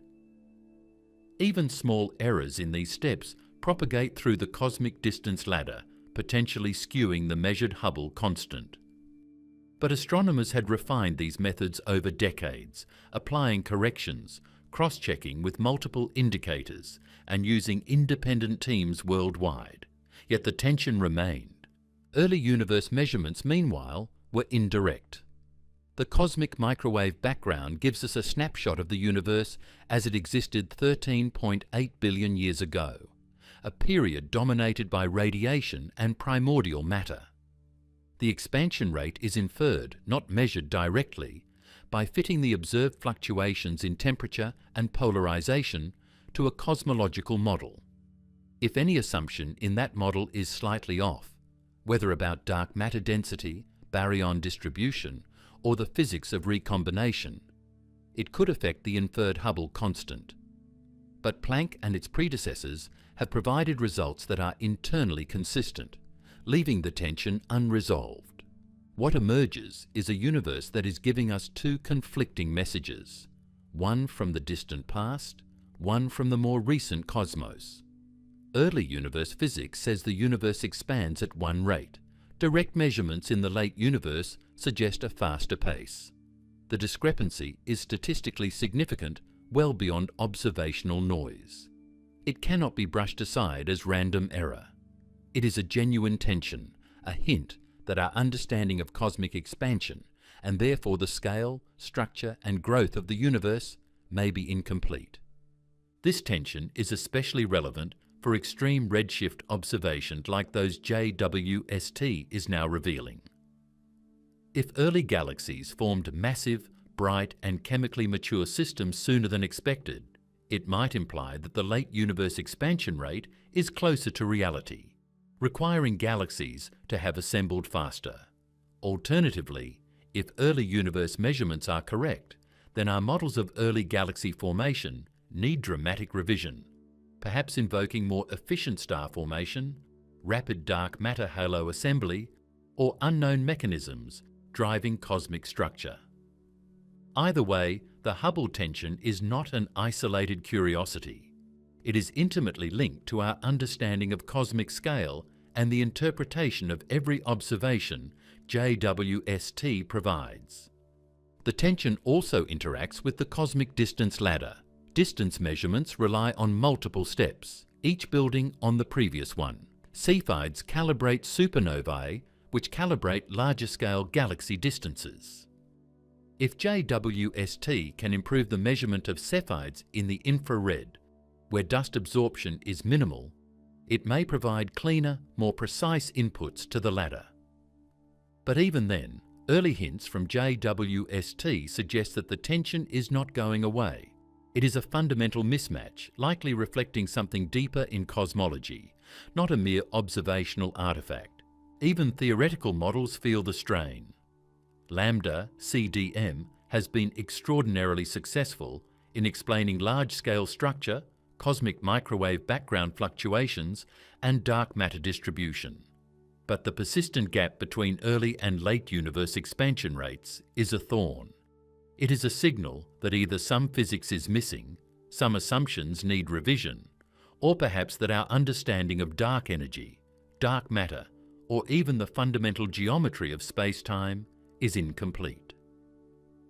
In that context, JWST's precision observations are not just helpful, they are essential. They allow us to probe Cepheids, supernovae, and high redshift galaxies with a clarity that was impossible before, providing the data needed to confront this tension head-on. The Hubble tension is more than a number. It is a window into the mechanics of cosmic expansion, a challenge to the assumption that space stretches uniformly, and a direct probe of the size and scale of the universe. The rate at which space expands affects how we interpret distances, redshifts, galaxy formation timelines, and the growth of cosmic structures. It touches everything from the age of the universe to the density of matter, the behaviour of dark energy, and the history of star formation. Each discrepancy forces astronomers to rethink these relationships, to question whether the universe is following the simple rules we've assumed for decades, or whether it behaves in ways far more complex and nuanced. The expansion rate problem gets worse. JWST wasn't just designed to look deeper into the universe, it was built to measure the universe with a precision no telescope before it could achieve.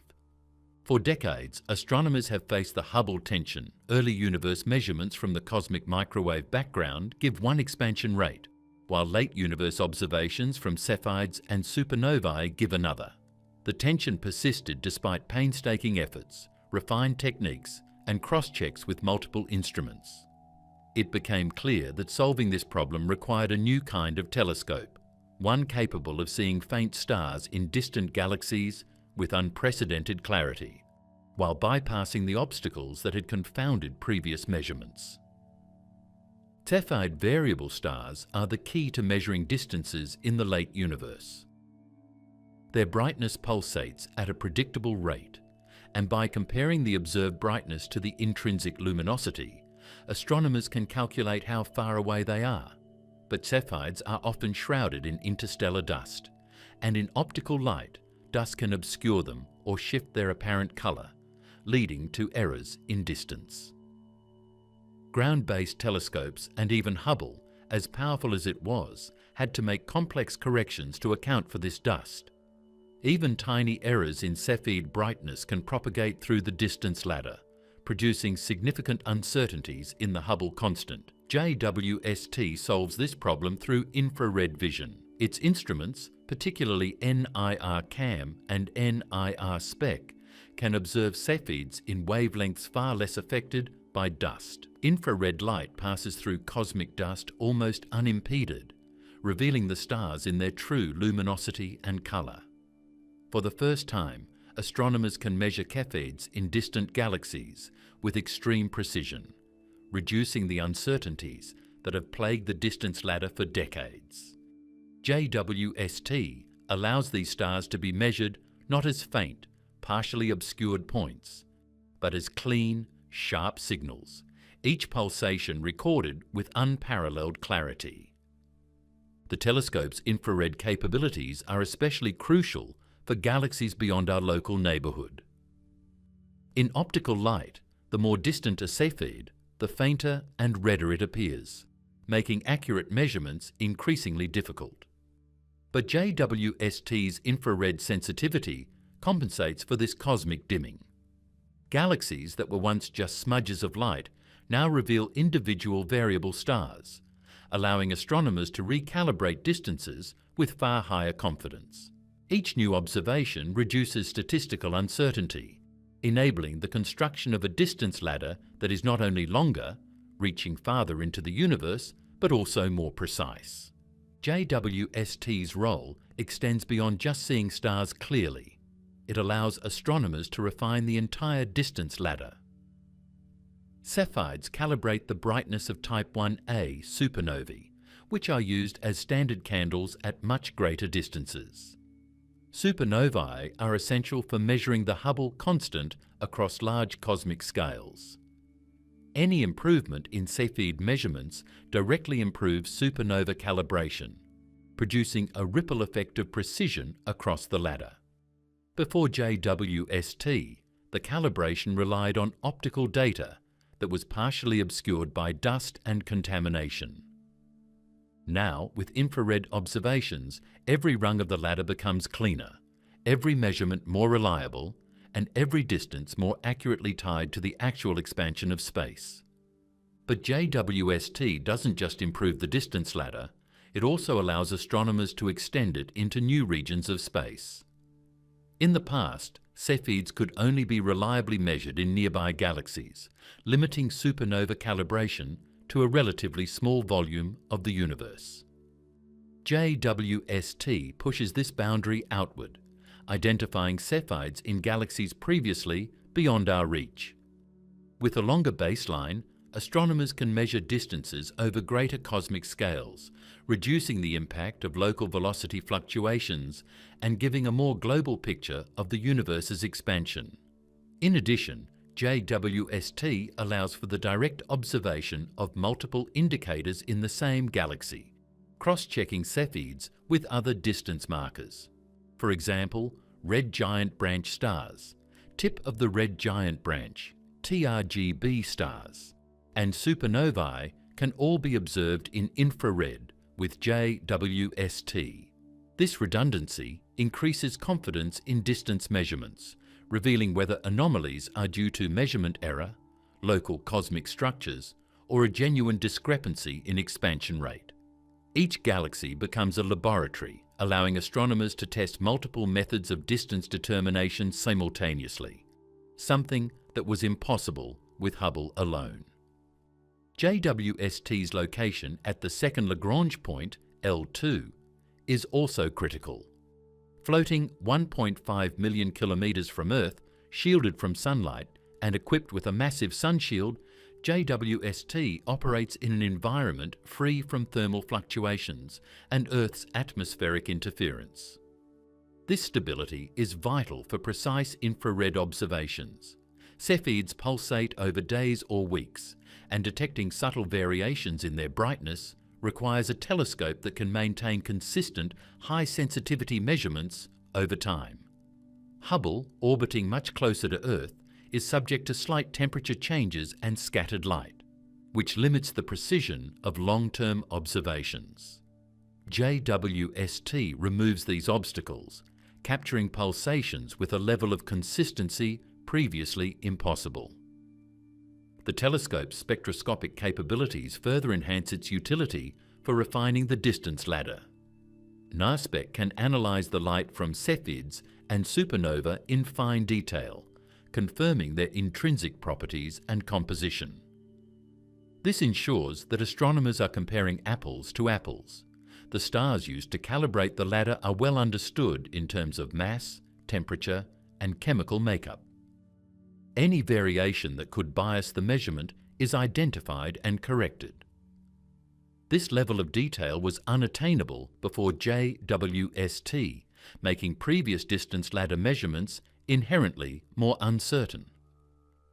JWST also allows astronomers to probe distant galaxies at intermediate redshifts, the region where the Hubble tension becomes most apparent. By observing Cepheids and supernovae farther away than Hubble could reach, JWST can directly measure the expansion rate in regions of the universe previously inaccessible. This reduces the reliance on extrapolation, where small errors or assumptions could produce significant deviations. Every additional galaxy observed with JWST adds a new data point, tightening the measurement of the late universe expansion rate and providing a clearer picture of whether the Hubble tension is a local anomaly or a fundamental cosmic feature. One of the most transformative aspects of JWST is its ability to combine high precision with large sample sizes. In the past, the number of Cepheids observable in distant galaxies was limited by telescope sensitivity. Small sample sizes meant greater uncertainty and higher susceptibility to outliers. JWST changes this by detecting dozens or even hundreds of Cepheids in galaxies at intermediate distances. This statistical power reduces uncertainty and allows astronomers to see patterns that were previously invisible. Trends in brightness, pulsation periods, and chemical composition can now be analysed comprehensively, further refining the late universe Hubble constant. Infrared observations also minimise one of the most persistent sources of error in Cepheid measurements: interstellar dust. Dust absorbs and scatters optical light, reddening and dimming stars in unpredictable ways. Astronomers had to apply complex models and assumptions to correct for this effect. With JWST, these corrections are largely unnecessary. Infrared light penetrates dust clouds almost entirely, revealing stars in their true brightness. This drastically reduces the systematic errors that could bias distance measurements and, by extension, the calculated expansion rate. The result of JWST's role is a cleaner, more reliable late universe measurement. Cepheids in distant galaxies can now be observed with clarity and precision. Supernovae can be calibrated over larger volumes, and the cosmic distance ladder becomes longer and more robust. Every rung is verified with multiple indicators, and every measurement is less susceptible to dust, noise, or instrumental bias. JWST doesn't just improve our vision, it strengthens the foundation of the measurement itself. As JWST continues to gather data, the implications for the Hubble tension become unavoidable. If early universe and late universe measurements continue to diverge even with this improved precision, it confirms that the tension is real, not an artifact of instrument error or observational uncertainty. The universe is giving us a signal. The expansion rate we calculate depends on how and where we measure it. JWST allows astronomers to measure it in new regions with unprecedented accuracy, and the results consistently suggest that the tension is genuine. The telescope's ability to see in infrared, observe distant Cepheids, and refine the distance ladder transforms the debate from speculation to measurement. Before JWST, some scientists wondered whether the discrepancy was a byproduct of Hubble's limitations or calibration issues. Now, with the clean data flowing in, it becomes clear that the late universe expansion rate is robust. The tension is not going away. If anything, JWST is making it sharper, highlighting the need to reconsider how the universe itself expands and evolves. What JWST confirms. For decades, astronomers have stared at the universe and squinted, trying to reconcile two conflicting truths. On one side, the cosmic microwave background, the afterglow of the Big Bang, tells a story of a universe expanding at a measured, steady pace. On the other, observations of nearby galaxies, Cepheids and supernovae hint at a universe stretching faster, like a runaway train. This discrepancy, the infamous Hubble tension, has haunted cosmology for years, a nagging reminder that something fundamental is missing in our understanding of space-time. Then JWST arrived. For the first time, astronomers could measure the late universe with clarity that was unimaginable even a decade ago. Its infrared eyes peeled away the veil of cosmic dust, revealing Cepheids in distant galaxies with a precision so sharp it was almost surgical. Every pulsation, every flicker of light was now trackable, measurable, and verifiable. The results hit like a revelation. The Hubble tension is real. It is not a quirk of faulty instruments or bad data. It is not a mistake in methodology. It is the universe itself refusing to play by the rules we thought it followed. JWST's data confirm that galaxies are moving away faster than early universe models predict.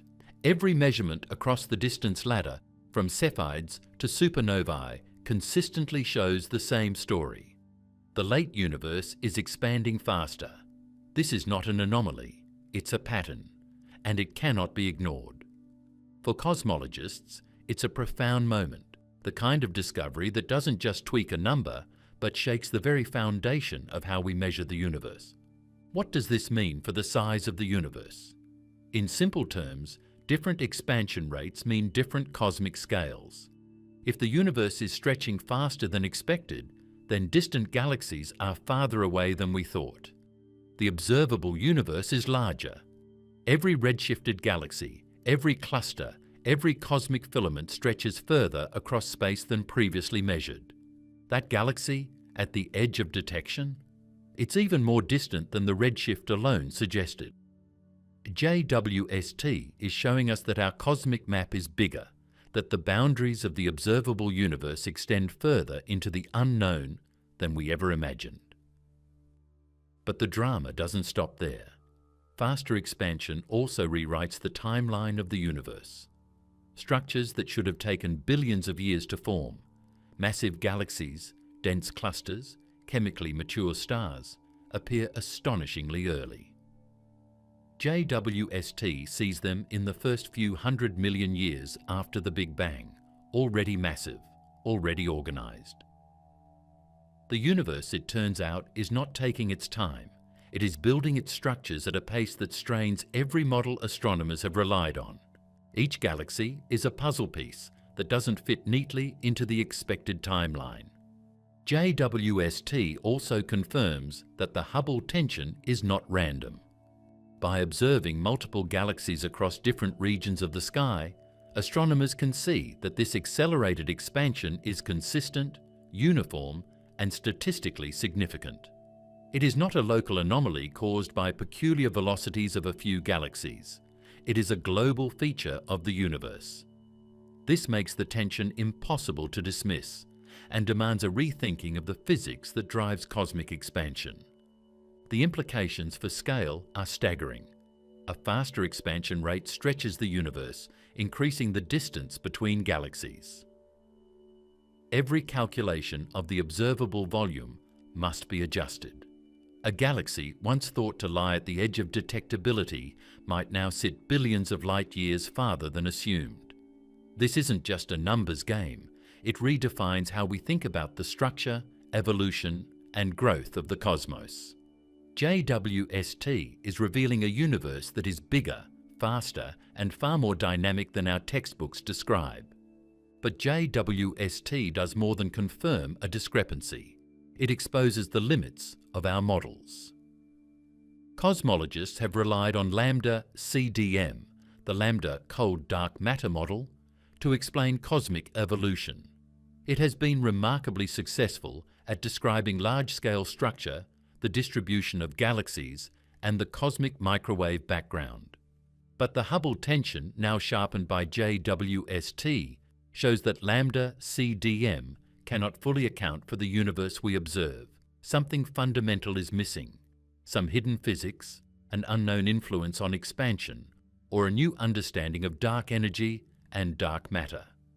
JWST doesn't just highlight the tension, it illuminates the gaps in our cosmic theory. The telescope also allows astronomers to cross-check multiple methods simultaneously. Cepheids, supernovae, and red giant branch stars can all be measured in the infrared across hundreds of galaxies. JWST verifies that these independent methods converge on the same expansion rate. The late universe Hubble constant is consistent, and it is consistently higher than early universe predictions. There is no hiding from the tension. It is a real feature of the cosmos, and JWST has captured it in unprecedented detail. Every new observation raises the stakes. The further JWST looks, the more evidence it collects that the universe is expanding differently than expected. Its precise measurements leave no room for excuses. Dust, measurement errors, or calibration problems cannot explain the data. Every galaxy observed with JWST is a confirmation that the universe's expansion rate varies from what early universe models predict. The tension is not a fluke, it is a fundamental cosmic truth. JWST also provides an intimate look at how the universe's expansion interacts with galaxy evolution. Faster expansion in the late universe implies that early structures must have formed under tighter constraints. Massive galaxies, dense clusters, and chemically evolved systems are no longer anomalies. They are natural consequences of a universe stretching more rapidly than expected. This connects the Hubble tension directly to every discovery of early, massive galaxies JWST has made. Each piece of evidence reinforces the reality of accelerated expansion and the need to rethink cosmic scale. JWST confirms that the Hubble tension is real, measurable, and consequential. It is not an artifact of observation. It is a window into the true behavior of the universe. Every Cepheid, every supernova, every distant galaxy observed through its infrared eyes reinforces a cosmic story that has been hidden until now. The universe is expanding faster than our old models predict. The late universe Hubble constant is higher than the early universe value, and the implications for distance, scale, and structure are profound. How the universe may be. The universe is not what we thought it was. It is not a smooth, uniform sea stretching evenly in every direction. JWST is revealing a cosmos that is unpredictable, uneven, and astonishingly dynamic. The observations of Cepheids, supernovae, early massive galaxies, and extreme redshifts are all telling the same story. Space itself may be stretching in ways that defy the neat, predictable equations of cosmology. Imagine looking at a cosmic map with every galaxy plotted in 3 dimensions. For decades, that map seemed orderly. Galaxies followed a smooth expansion pattern, clusters and filaments aligned with expectations, and distances could be calculated using Redshift and Hubble's law with confidence. But JWST is adding depth and detail to that map that we've never had before. Massive galaxies appear earlier than expected. Bright, chemically evolved galaxies sit at redshifts that suggest the universe expanded faster than models allow. Cepheids and supernovae confirm a late universe expansion rate that conflicts with the early universe calculations. These are not small anomalies. They are the cracks in the cosmic facade, the first glimpses of a universe that refuses to obey the simple rules we thought governed it. One possibility is that the universe is expanding unevenly. Perhaps the rate of expansion is not the same everywhere. JWST's observations show galaxies in different directions, with slightly varying distances and brightness patterns. While these variations are subtle, they could be a hint that local expansions fluctuate across regions of the universe. Space might be stretching faster in some areas, slower in others, influenced by the distribution of matter, dark energy, or even phenomena we have yet to detect.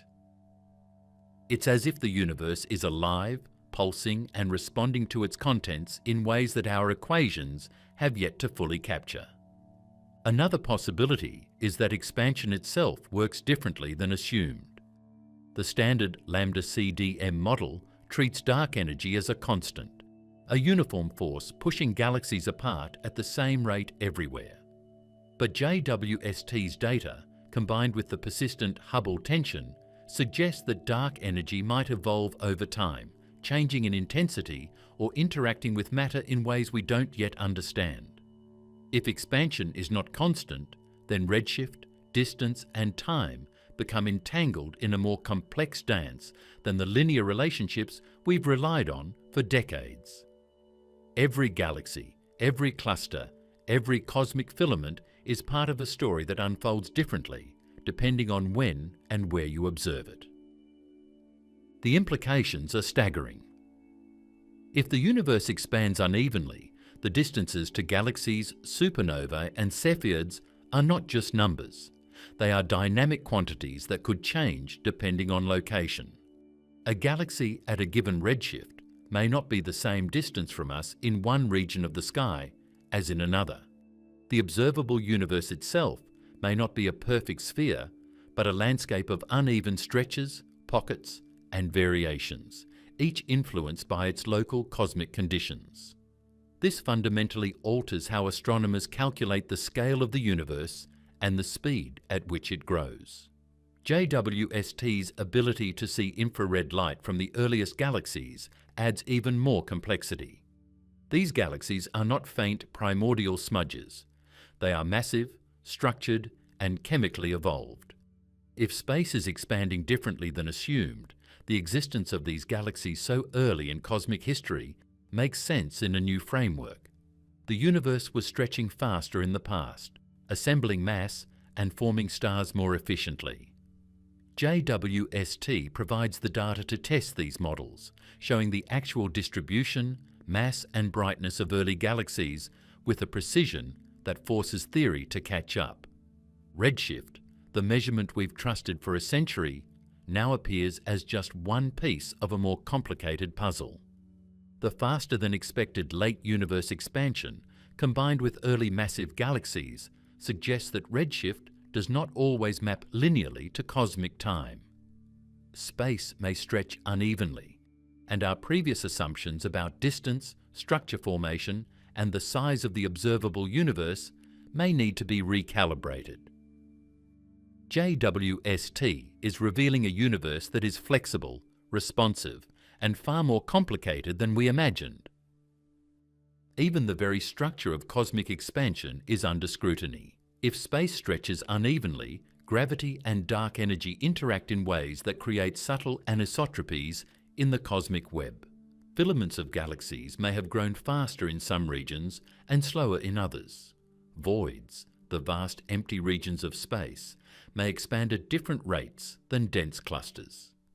JWST's observations of early massive galaxies suggest that large-scale structure formed quickly, but not necessarily uniformly, hinting that cosmic expansion may be sculpted by the distribution of matter itself. These discoveries ripple outward into every calculation of cosmic scale. The observable universe may be larger than the 93 billion light-years we have long cited, because faster or uneven expansion stretches space farther than predicted. Early massive galaxies may occupy regions we thought were unreachable. Distances derived from redshift alone may underestimate the true scale, forcing a re-evaluation of how we measure and understand the cosmos. Every number we've relied on for the universe's size, age, and expansion becomes provisional, awaiting recalibration in light of JWST's revelations. JWST also challenges the assumption that the universe's expansion is uniform in time. Early massive galaxies suggest that the universe evolved quickly, assembling structure in hundreds of millions of years rather than billions. This rapid early evolution, combined with the late universe Hubble measurements, hints that expansion may have accelerated or decelerated at different epochs. Dark energy may have been weaker or stronger. Matter density may have been distributed unevenly, and the dynamics of space-time itself may differ from the smooth continuum assumed in lambda-CDM. Every JWST observation adds evidence that expansion is not a simple, linear process. The universe, as JWST shows, is alive with motion and variability. It stretches, grows, and shapes itself in ways that challenge human intuition. The cosmos is not just a backdrop for galaxies, it is an active participant in cosmic evolution. Each measurement of Cepheids, each distant supernova, each massive early galaxy captured in infrared light tells a story of expansion that is more intricate, more dynamic, and more astonishing than we could have imagined. JWST is forcing astronomers to confront the possibility that the universe is expanding unevenly, unpredictably, and differently than we assumed. Distances are greater, timelines are compressed, structures are more massive, and the scale of the observable universe is larger than ever thought. Space itself, the very fabric of the cosmos, is no longer a passive stage. It is a dynamic entity with its own patterns, rhythms, and anomalies, waiting for us to decode them with the telescope's unprecedented vision. In this new era of cosmology, every observation matters. JWST's data is the first chapter in a story that will rewrite the cosmic narrative, forcing scientists to rethink distance, expansion, structure formation, and the very size of the universe. The Hubble tension, once a curious discrepancy, is now a doorway into the deeper reality of the cosmos, a universe expanding unevenly, behaving differently than theory predicts, and revealing secrets that have remained hidden for 13.8 billion years. What happens when expansion math changes?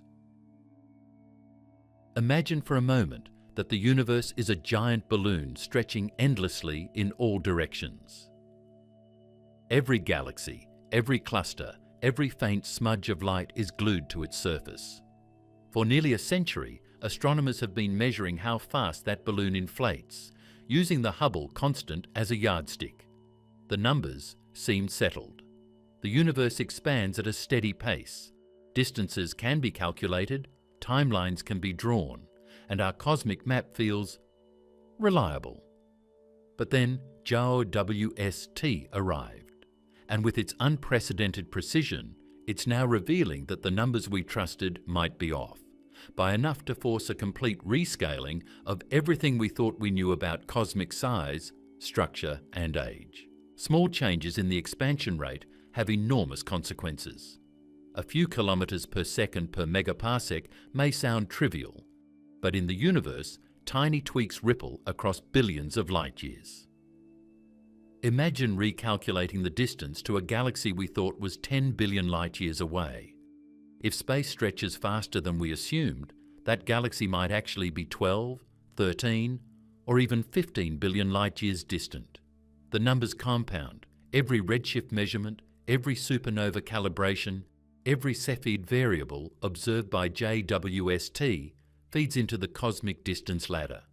Adjust the expansion rate and the entire ladder shifts, toppling timelines, distances, and scales like dominoes.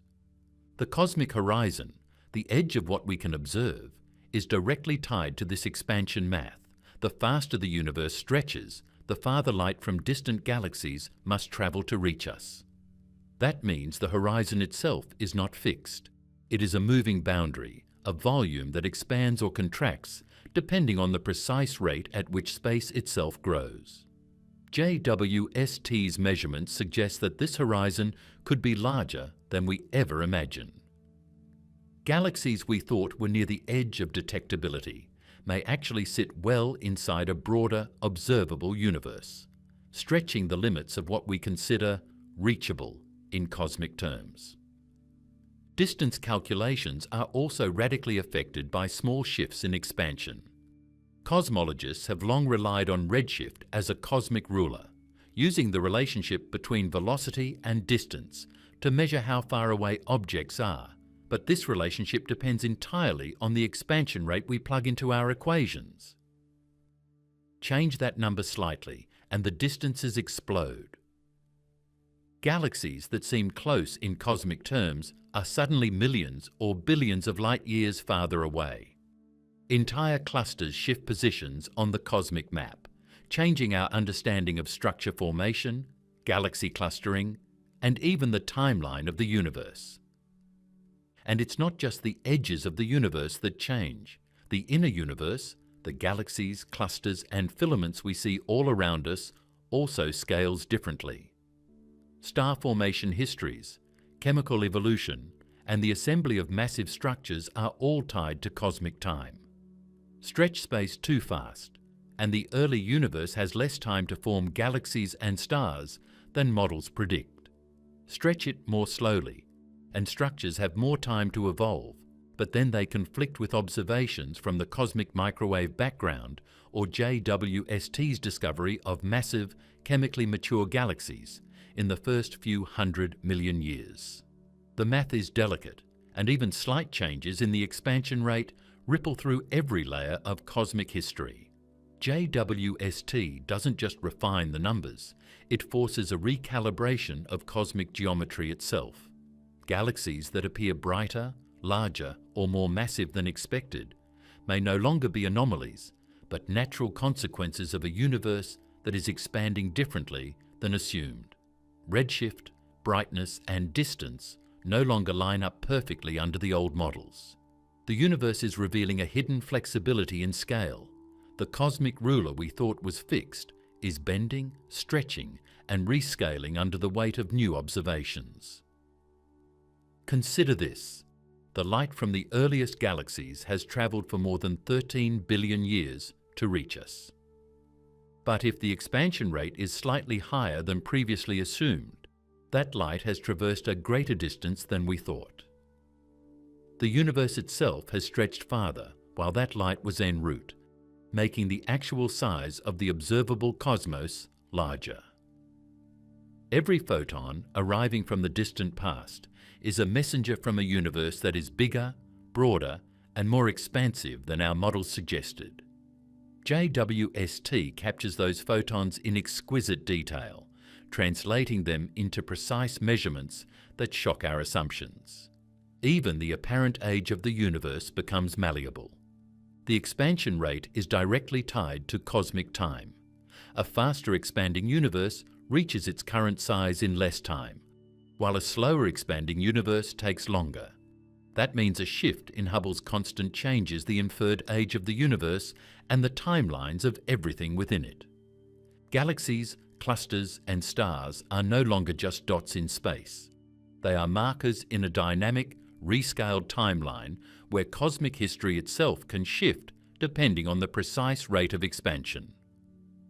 This is the power of JWST's precision.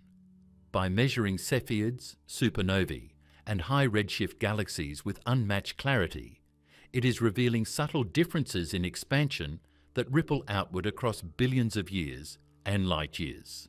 Each observation recalibrates distance calculations, each galaxy pushes the cosmic horizon farther, and each high redshift measurement stretches our understanding of how large and complex the universe really is. Changing the math of expansion, even slightly, is like turning a dimmer switch on the universe itself. The distances we take for granted stretch, the edges of the observable universe move outward, and the timeline of cosmic evolution bends. JWST doesn't just observe the universe, it forces us to see it differently, to confront the possibility that the cosmos is far larger, older, and more intricate than we have ever imagined. Every galaxy, every cluster, every early star captured in its infrared light becomes a new piece of the rescaled universe, a universe that is alive with motion, growth, and expanding scale in ways we are only beginning to grasp. Scenarios scientists are now modelling. With JWST's data in hand, astronomers are no longer just recalculating distances, they're reimagining the universe itself.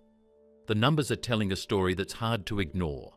The cosmos may be far bigger, more dynamic, and more complex than our old models suggested.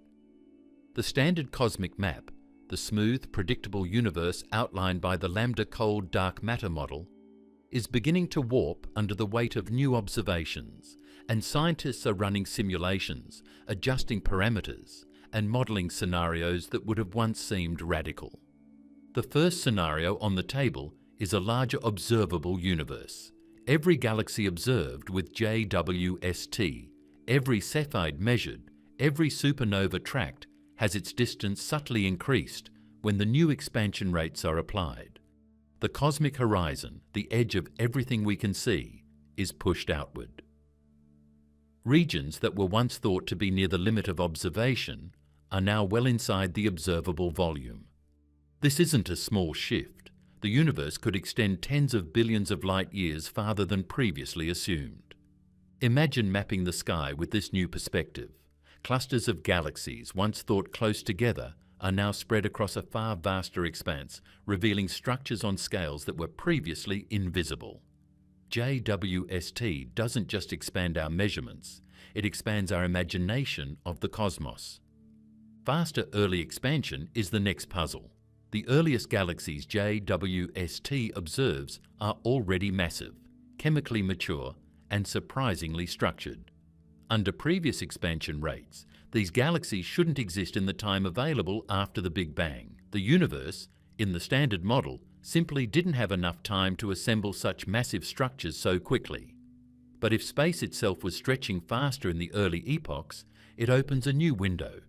Matter could collapse into stars and galaxies sooner, forming massive, evolved systems hundreds of millions of years earlier than previously calculated. In this scenario, the universe isn't just bigger, it's evolving faster, forming stars, galaxies, and clusters, with a speed that challenges decades of assumptions. These models also highlight a different matter-energy balance. Faster expansion changes the relative influence of dark energy and dark matter at different times in cosmic history. In the standard model, dark energy dominates only in the late universe, driving accelerated expansion. Dark matter governs the formation of structure. But if expansion rates were higher than assumed, the interplay between these two fundamental components could be more intricate. Dark energy might have influenced the early universe more than previously thought, subtly shaping the growth of galaxies, clusters, and the cosmic web itself. Meanwhile, the density of matter, both ordinary and dark, may need to be re-evaluated to match the observed structures.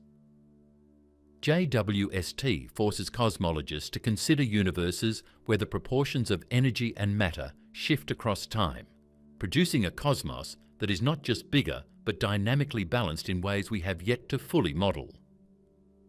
One striking aspect of these scenarios is their interconnected consequences. A larger observable universe implies more volume, more galaxies, and more structures than we previously imagined. Faster early expansion implies that massive galaxies and star clusters could form earlier, resolving the apparent early galaxy problem. JWST revealed. And a revised matter-energy balance changes the predicted evolution of cosmic filaments, voids, and clusters. Each adjustment reverberates through the cosmic model, forcing recalculations of distance, redshift, luminosity, and even cosmic age. The universe under these scenarios is not a static backdrop. It is a living, breathing entity, stretching, forming, and evolving in ways that challenge our intuition. Simulations under these new conditions produce astonishing results.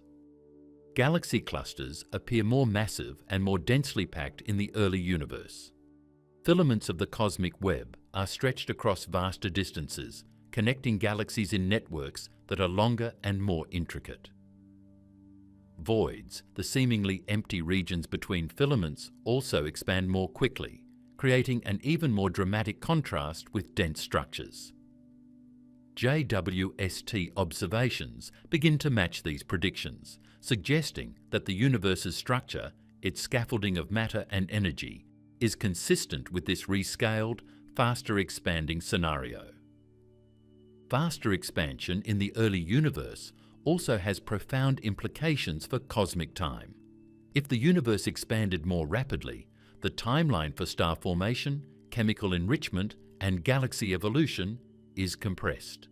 Massive stars could form, explode, and seed the next generation of stars in a fraction of the time previously calculated. Galaxies could reach chemical maturity sooner, creating the kinds of evolved systems JWST has already observed. Every photon captured from these distant galaxies is a witness to a universe that grew up faster, denser, and more quickly than our old models allowed.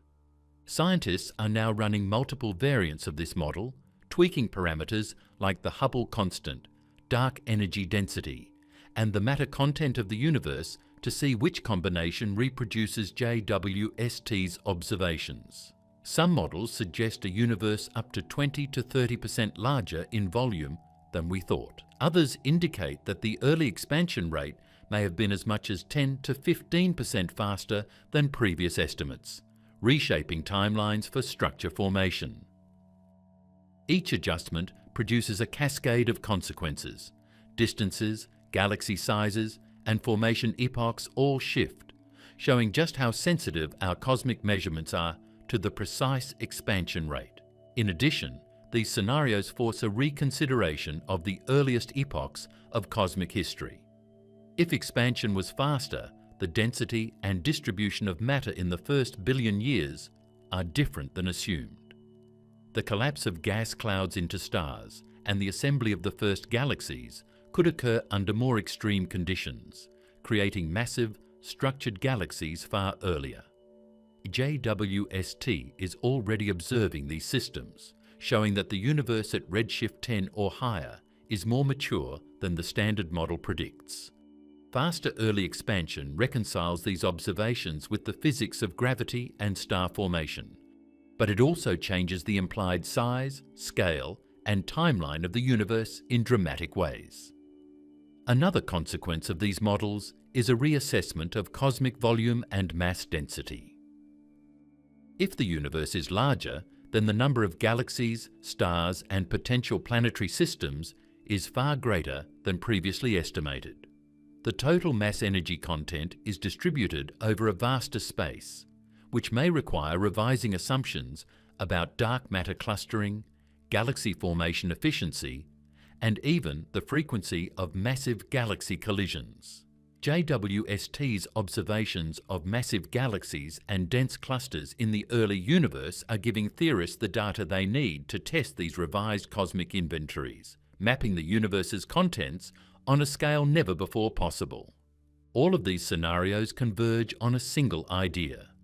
The universe is not just stretching, it is rescaling. JWST has provided the measurements precise enough to force this rescaling.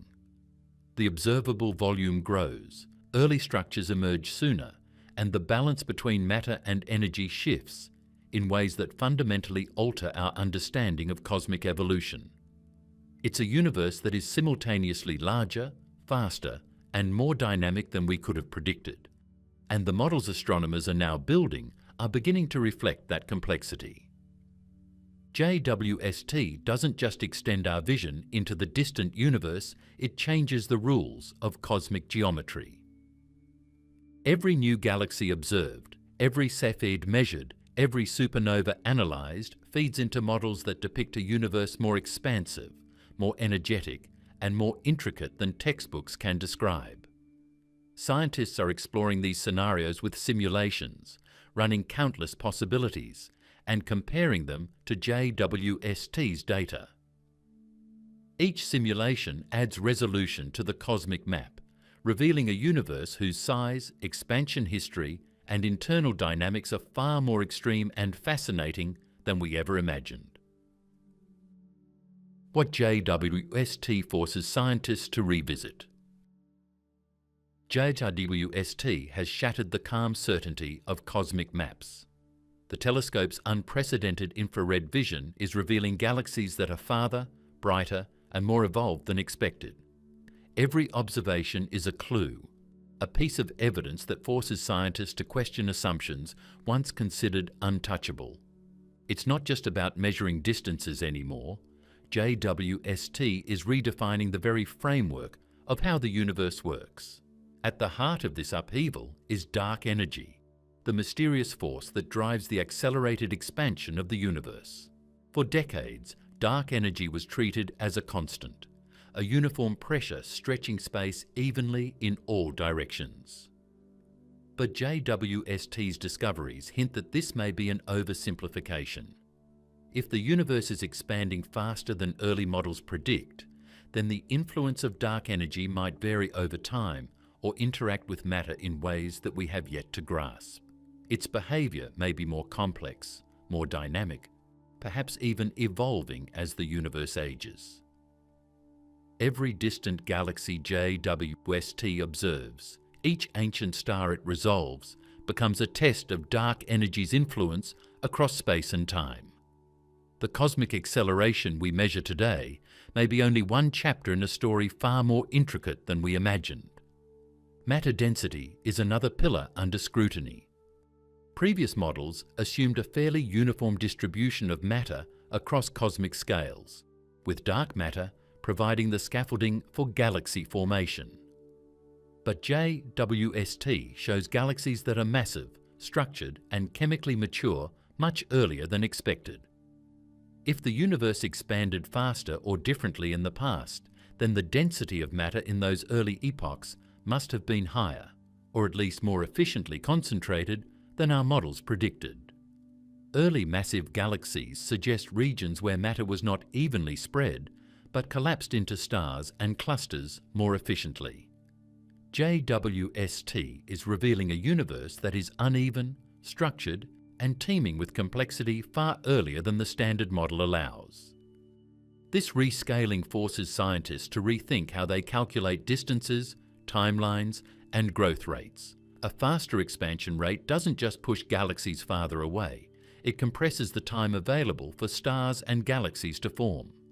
That means the early universe, as JWST sees it, must have been denser, more energetic, and capable of assembling massive structures with extraordinary speed. The universe we thought we knew, a slowly evolving, evenly expanding cosmos, has been replaced by one that grows faster, stretches farther, and forms structure more efficiently than anyone predicted. JWST also challenges the very assumptions about cosmic uniformity. If the expansion rate varies even slightly across space or time, the universe may not be the smooth, isotropic expanse we once imagined. Filaments of galaxies could stretch farther in some regions than others, voids could expand at different rates, and the large-scale cosmic web could be more uneven than models suggest. Every galaxy captured in JWST's infrared view is a data point, a snapshot of expansion and matter distribution that demands we consider a universe that is patchy, structured, and alive with variability. The telescope's observations also shine light on chemical evolution. Massive galaxies in the early universe are not just large, they are enriched with heavier elements, evidence that star formation and supernova explosions occurred at an astonishing pace. This chemical maturity implies that matter was processed into stars and recycled far earlier than models predicted.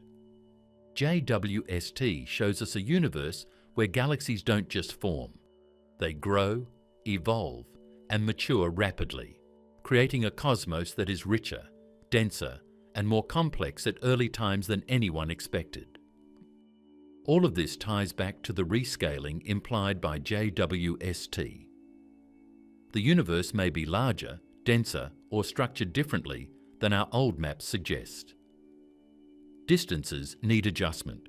Cosmic timelines must be recalibrated, and the cosmic inventory of galaxies, stars, and clusters may be far greater than previously imagined.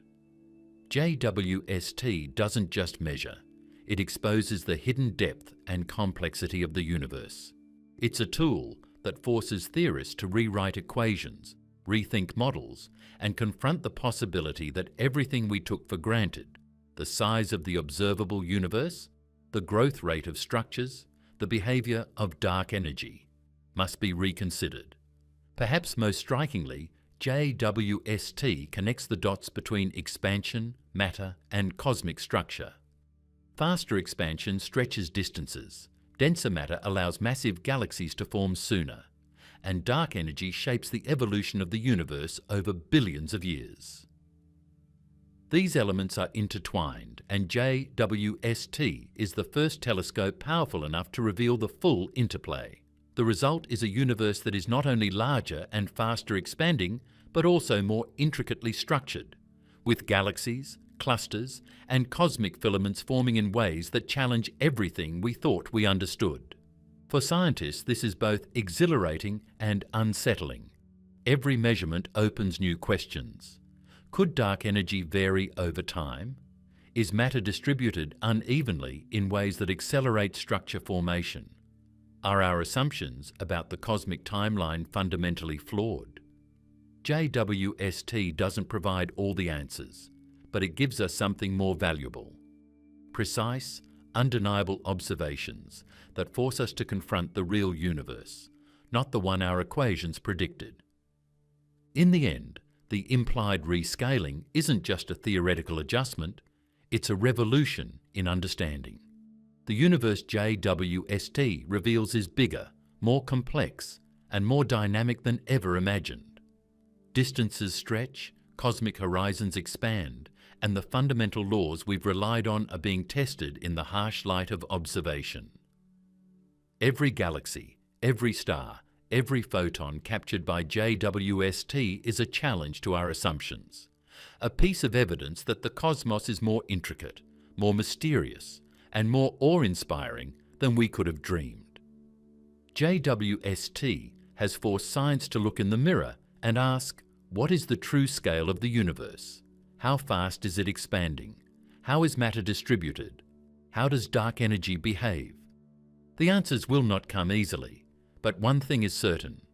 The universe is bigger, denser, and more structured than we thought, and JWST has finally given us the eyes to see it. What JWST did not claim. There's a difference between what the headlines say and what the universe is actually telling us. Since JWST began sending back its first breathtaking images and measurements, news outlets around the world have splashed bold, sometimes misleading claims that the telescope has measured the true size of the universe, that it has rewritten physics, that it has overturned decades of scientific consensus. The reality is far more subtle, far more fascinating, and far more important. JWST did not and cannot measure the entire universe. It did not and cannot disprove the laws of physics. What it did do is something far more profound. It opened a window into corners of the cosmos we have never seen with this level of clarity, precision, and depth, forcing us to rethink the scale and evolution of the universe without breaking the rules that govern it. To understand this, we need to ground ourselves in exactly what JWST observes. The telescope's infrared vision allows it to see through cosmic dust, to capture the faint glow of galaxies billions of light years away, and to detect light emitted just a few 100 million years after the Big Bang. These measurements are extraordinary. They reveal galaxies that are massive, structured, and chemically mature far earlier than models predicted. They provide unparalleled data on distances, star formation rates, and chemical composition. But even with all this, JWST's gaze is still limited by the observable universe, the portion of the cosmos from which light has had time to reach us since the beginning of time. There is still an enormous amount of universe beyond this horizon, forever inaccessible to direct observation. No telescope, not even JWST, can reach it. This is a fundamental limitation of physics, not a shortcoming of the instrument. And yet headlines often blur this distinction. When scientists report galaxies appearing earlier than expected, or a universe that may be larger than we thought, those statements are not proclamations that the entire universe has been measured. They are specific, carefully qualified observations about the observable universe based on light that has reached us. What JWST measures is the part of the universe we can see with unprecedented clarity and precision. From this we can make models, estimate expansion rates, and infer cosmic structure. But these are models, not absolute measurements of the whole cosmos. Understanding this distinction is essential. Another common misunderstanding is that JWST has broken physics. This is not true. No law of physics has been overturned. The telescope's data reveal that our previous models, particularly those predicting the timeline of galaxy formation and expansion rates, need revision. But revising models is not the same as discarding physics. For decades, cosmologists have worked within the framework of general relativity, the standard model of particle physics, and well-established observational techniques. JWST does not contradict these, it enriches them. The telescope highlights where our previous assumptions, parameters, or simplifications fail to match reality. Revising models is the scientific process, not a declaration that the universe is defying physics. Scientists themselves are careful with language. When they report early massive galaxies or unexpectedly fast expansion, they are describing observations that challenge the parameters of existing models. They are not claiming the universe is impossible, chaotic, or lawless. Every claim is backed by measurement, calculation, and uncertainty estimates. The excitement comes from precision, from observing phenomena that push the limits of our theoretical frameworks, not from shattering fundamental physics. JWST is a tool for refining understanding, not for producing miracles. This distinction, the difference between revising models and breaking physics, is subtle but crucial. Science is iterative. Observations like those from JWST force scientists to adjust timelines, tweak expansion rates, and reconsider assumptions about matter density and star formation. Each adjustment is a recalibration, a step toward a more accurate description of reality. But none of it implies that gravity, quantum mechanics, or relativity are wrong. It is a refinement, not a revolution of the physical laws themselves. Headlines that suggest otherwise often do so because the discoveries are dramatic. JWST has revealed galaxies forming far earlier than expected, expansion rates that stress previous models, and structures that challenge the standard cosmological timeline. For a general audience, it is tempting to say, this changes everything. In truth, it changes the way we measure, model, and understand the universe, which is exactly what a major scientific breakthrough should do.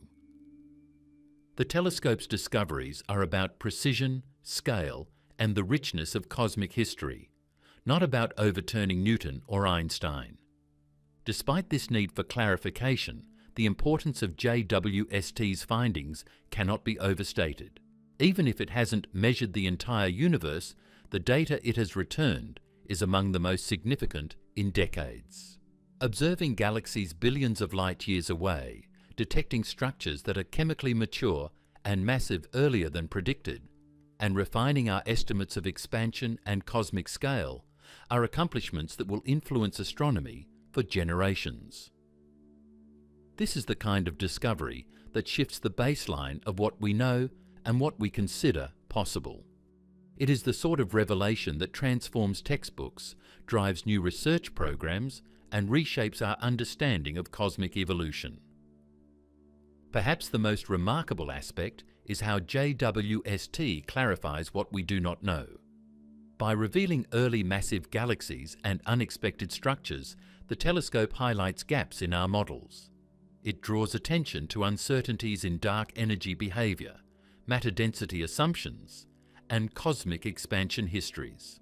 It forces us to confront the limits of observation while simultaneously expanding those limits. The clarity comes not from asserting ultimate truths about the universe, but from providing the most precise measurements yet, which scientists can use to refine our cosmic map. JWST's discoveries are a reminder of the scientific method at work. Observations challenge models. Models are revised. Predictions are updated. The laws of physics remain intact. Our understanding grows. This is why it is misleading to say JWST has broken physics or measured the entire universe. What it has done is more profound. It has expanded our ability to measure, refined our assumptions, and forced a re-examination of the universe's scale and structure on the grandest scales ever observed. In other words, JWST's contribution is as much about clarification as it is about discovery. It tells us exactly what is measurable, what remains theoretical, and what assumptions need recalibration. It distinguishes between observable reality and model-dependent extrapolation, between revising timelines and breaking cosmic laws. And in doing so, it gives us a new baseline for understanding the cosmos, one that is richer, more detailed, and far more precise than anything humanity has had before. Finally, this careful clarity underscores why JWST's findings are still among the biggest scientific achievements in decades. They do not contradict physics. They confirm the rules of the universe while revealing its complexity at a level never before possible. They invite scientists to explore new models of galaxy formation, cosmic expansion, and matter-energy distribution, to test our assumptions, and to ask questions that were previously unanswerable. JWST does not close the book on cosmology. It opens it and fills it with observations that demand attention, analysis, and awe. Every pixel, every photon, every galaxy JWST observes is a testament to the telescope's power, the ingenuity of scientists, and the ongoing process of discovery. It shows the universe as it really is, within the limits of observation, and reminds us that the frontiers of knowledge are always expanding. And while JWST did not measure everything and did not break physics, it has achieved something extraordinary. It has fundamentally refined how we see, calculate, and understand the universe. In doing so, it has earned its place as one of the most transformative instruments in human history, a telescope whose legacy will echo across generations of scientific exploration. What comes next for measuring the universe? The James Webb Space Telescope did not arrive to deliver a final answer. It arrived to expose where the answers stop working. And now that the cracks are visible, the next phase of cosmology is not about shock or surprise, but about reconstruction. This is the moment where astronomy shifts from reacting to JWST's discoveries to deliberately testing them, stress testing the entire framework used to measure the universe itself. What comes next is not one observation or one headline, but a coordinated effort to rebuild cosmic measurements from the ground up, using tools that are finally precise enough to see what was previously hidden. The immediate future begins with how JWST itself will be used differently. Early observations were designed to prove capability, to show that the telescope worked and could see farther than anything before it. Now the strategy is changing. Instead of simply pushing deeper, astronomers are targeting specific kinds of objects that act as anchors for measurement. These include galaxies with both stellar populations and active black holes, systems that emit multiple spectral signatures that can be cross-checked against each other. By observing the same objects with different instruments on JWST, scientists can compare independent distance indicators within a single galaxy, reducing reliance on any one assumption. One major focus is re-observing galaxies that were previously measured with approximate redshifts and re-anchoring them with precise spectroscopy. This is not about finding new record-breaking distances. It is about cleaning the data. JWST is being used to build a high-confidence calibration set at extreme redshifts, something that never existed before. Once that calibration exists, astronomers can trace how redshift, brightness, mass, and size relate to each other across cosmic time with far less ambiguity. The goal is not to replace redshift, but to understand exactly where and how it stops behaving linearly. Another critical target is early stellar populations. JWST is now capable of identifying the chemical fingerprints of stars in the first billion years of cosmic history with unprecedented clarity. By mapping how metallicity evolves with redshift, astronomers can reconstruct star formation timelines independently of distance estimates. If stars appear chemically mature earlier than expected, that information feeds directly into models of cosmic expansion. The universe's growth rate is not measured only by how far things are, but by how fast complexity emerges. JWST allows that complexity to be measured directly. This feeds into a deeper effort to refine the distance ladder itself. For decades, cosmology relied on a sequence of overlapping methods, each calibrated against the next. Parallax measures nearby stars. Cepheid variables calibrate intermediate distances. Type 1a supernovae extend the ladder farther. Redshift then takes over at extreme scales. The problem is that the top of this ladder was built on assumptions that could not be directly tested. JWST now allows astronomers to observe Cepheids, supernova host galaxies, and early galaxies in the same infrared regime, reducing systematic mismatches between instruments and wavelengths.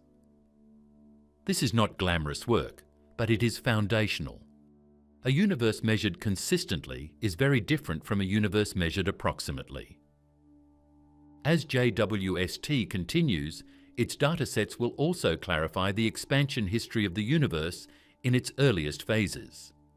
Right now, expansion models rely heavily on the cosmic microwave background, a snapshot of the universe when it was only 380,000 years old, and then leap forward billions of years using theory and simulation. JWST is filling in that gap with real observations. By tracking how galaxy populations change smoothly across redshift rather than jumping between epochs, astronomers can reconstruct how expansion evolved continuously rather than assuming it followed a single curve. This matters because the universe's expansion rate is not static. It changes depending on what dominates the cosmos at different times. Radiation dominated early. Matter took over later. Dark energy now drives acceleration. JWST allows these transitions to be observed indirectly through structure growth rather than inferred mathematically. If the expansion rate in the early universe deviated even slightly from expectations, JWST's long baseline observations will reveal it. But JWST is not alone in this next phase. It is the sharp edge, not the entire blade. The European Space Agency's Euclid mission is designed to do something JWST cannot. Where JWST sees deep, Euclid sees wide. Instead of focusing on a small patch of sky in extraordinary detail, Euclid will map billions of galaxies across a vast portion of the observable universe. Its purpose is not to detect the earliest galaxies, but to measure how large-scale structure evolves over time. By mapping the cosmic web itself, Euclid will provide an independent measurement of how space stretches and how matter clusters. Euclid's strength lies in statistics. Individual galaxies may be strange, but patterns across billions of them are not easily dismissed. If JWST suggests that distance and redshift relationships are strained at early times, Euclid will test whether those strains appear across the large-scale structure of the universe. Weak gravitational lensing, baryon acoustic oscillations, and galaxy clustering measurements will either reinforce JWST's implications or constrain them tightly. Either outcome is decisive. Then comes the Roman Space Telescope, which may quietly become the most important cosmological instrument of the next decade. Roman combines wide-field surveys with infrared sensitivity, bridging the gap between JWST's depth and Euclid's breadth. Its surveys will discover enormous numbers of Type 1a supernovae at high redshift, extending the distance ladder into territory where it has never been statistically robust. Roman's ability to detect subtle brightness variations across vast distances will directly test whether luminosity truly scales the way current models assume. Roman will also play a crucial role in identifying rare objects that skew measurements. If early galaxies are more common than expected, Roman will find them in numbers large enough to determine whether JWST's discoveries represent the rule or the exception. This matters because cosmology is not built on outliers, it is built on distributions. Roman turns JWST's provocative hints into population-level evidence. Together, these missions form a feedback loop rather than a hierarchy. JWST identifies anomalies with precision. Euclid checks whether those anomalies appear in the universe at large. Roman fills in the statistical gaps. Each informs the others. This is not a linear march toward a conclusion. It is a convergence. So what do scientists actually expect to know in the next 5 to 10 years? Not a single dramatic revelation, but something far more consequential. Whether the current cosmological model survives contact with precision. Either the discrepancies resolve as models are refined, or they persist, forcing structural changes to how distance and expansion are calculated. In both cases, the universe becomes better measured than ever before. If the model holds, the next decade will lock in expansion history with unprecedented confidence. The size of the observable universe will be constrained more tightly. The growth of structure will be mapped continuously from the cosmic dark ages to today. Redshift will remain the backbone of cosmology, but with clearer limits and corrections. If the model breaks, the implications are even larger. A revised expansion history could alter estimates of cosmic size. Early acceleration or delayed structure growth would reshape timelines. Distance calculations would be recalibrated, potentially expanding the inferred scale of the observable universe. None of this requires exotic speculation. It requires only that the universe behaves slightly differently than assumed at early times, a possibility JWST has already placed on the table. What is certain is that cosmology is entering a measurement-driven era rather than a theory-driven one. For the first time, instruments are precise enough to challenge the assumptions rather than merely confirm them. JWST opened that door. Euclid and Roman will walk through it.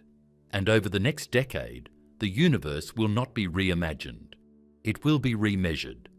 The most important shift is psychological. For decades, the scale of the universe felt settled. The numbers were known. The margins were narrow. JWST has undone that comfort, not by proving the universe stranger than expected, but by proving we are finally capable of checking. And in science, that is when progress actually begins. The new cosmic map taking shape. For most of modern astronomy, the universe felt mapped, not perfectly, not completely, but confidently enough that the big picture seemed stable. There was a beginning, a known expansion history, a predictable growth of structure, and a cosmic timeline that unfolded in the same order no matter which model you looked at. James Webb didn't erase that map. It did something far more disruptive. It revealed that the map was drawn with blurry ink, and now that the ink has sharpened, entire regions no longer line up. The first thing being redrawn is the cosmic timeline itself, not the age of the universe, but the sequence of events inside it. The old picture was orderly. Darkness first, then the first stars, then small galaxies, then larger ones, slowly assembling through mergers over billions of years. That timeline depended on scale. Galaxies were assumed to start small because the universe itself was young, dense, and expanding rapidly. Time and size were tightly linked. What JWST has shown is that this link is weaker than expected. Structure appears earlier, complexity shows up faster, organization emerges before the clock says it should. When that happens, the timeline doesn't just compress, it reshapes. Instead of a gradual build-up, the early universe now looks active, crowded, and productive. Massive galaxies are present when the universe is only a few 100 million years old. Star formation ramps up almost immediately. Heavy elements appear far earlier than models predicted. This forces astronomers to redraw the first billion years of cosmic history, not as a slow dawn, but as a rapid ignition. The timeline becomes steeper, denser, and more eventful at the beginning. That change alone alters how we interpret everything that comes after it. Scale is the key driver behind this shift. When distances change, even slightly, the inferred size of structures changes with them. A galaxy that turns out to be farther away than expected is not just farther. It is intrinsically larger, more massive, and more influential within the cosmic web. As JWST refines distances at high redshift, galaxies that once seemed modest now anchor enormous regions of early space. This stretches the early universe outward, giving it more room to form structure than the old map allowed. Galaxy formation is the first area to feel this effect. Traditional models relied on a hierarchy where small galaxies formed first and gradually merged into larger ones. That process depends on time and available volume. A larger early universe provides both. If early distances increase, even modestly, the available space for galaxy formation increases dramatically. That allows massive systems to assemble earlier without violating physical limits. Galaxy formation shifts from being bottlenecked by time to being enabled by scale. JWST's observations are pushing models toward faster, more efficient assembly mechanisms that operate across larger regions of space than previously assumed. Large-scale structure follows next. The cosmic web, made of filaments, clusters, and superclusters, is sensitive to both expansion history and distance measurements. If early structures form sooner and at larger scales, then the filaments connecting them must also emerge earlier. This changes how matter flows through the universe. The web becomes thicker, more interconnected, and more mature at early times. JWST is not mapping the cosmic web directly, but its discoveries imply that the scaffolding of the universe was in place far sooner than expected. This has consequences for voids as well. Voids are not empty accidents. They are the spaces left behind as matter collapses into filaments and clusters. Their size and distribution depend on how fast structure grows and how much space is available for matter to evacuate. If the universe is effectively larger at early times, voids can form earlier and grow larger. That changes the texture of the universe on the bigger scales. Instead of a smooth transition from dense to empty regions, the universe becomes more sharply divided sooner in its history. What makes this especially important is that voids act as sensitive probes of expansion. Their growth is influenced less by local physics and more by the behavior of space itself. Changes in scale ripple through void statistics, altering their size distribution and evolution. As new surveys map voids with higher precision, they will test whether JWST's implications about early scale hold up across the larger structures in the universe. All of this feeds back into cosmological models in a fundamental way. Every major model assumes a specific relationship between time, distance, and structure. Change one, and the others must adjust. A revised cosmic map does not mean discarding everything we know. It means recalibrating how the pieces fit together. Models of dark matter behavior, baryonic physics, and expansion history all depend on scale. When scale shifts, even slightly, parameter values change, predictions move, and tensions either resolve or intensify. This is why JWST's impact reaches far beyond early galaxies. It touches every model that claims to describe the universe as a whole. From simulations of galaxy formation to predictions of large-scale clustering, the inputs are being updated in real time. The new cosmic map is not being drawn by imagination or speculation. It is being forced into existence by data that refuses to align with the old grid. What emerges is a universe that is not fundamentally different in nature, but different in proportion. Bigger earlier. Faster to organize, more efficient at turning matter into structure. These are not philosophical shifts, they are measurable ones. They affect how simulations are built, how surveys are designed, and how future observations are interpreted. The most striking part of this new map is that it is still incomplete.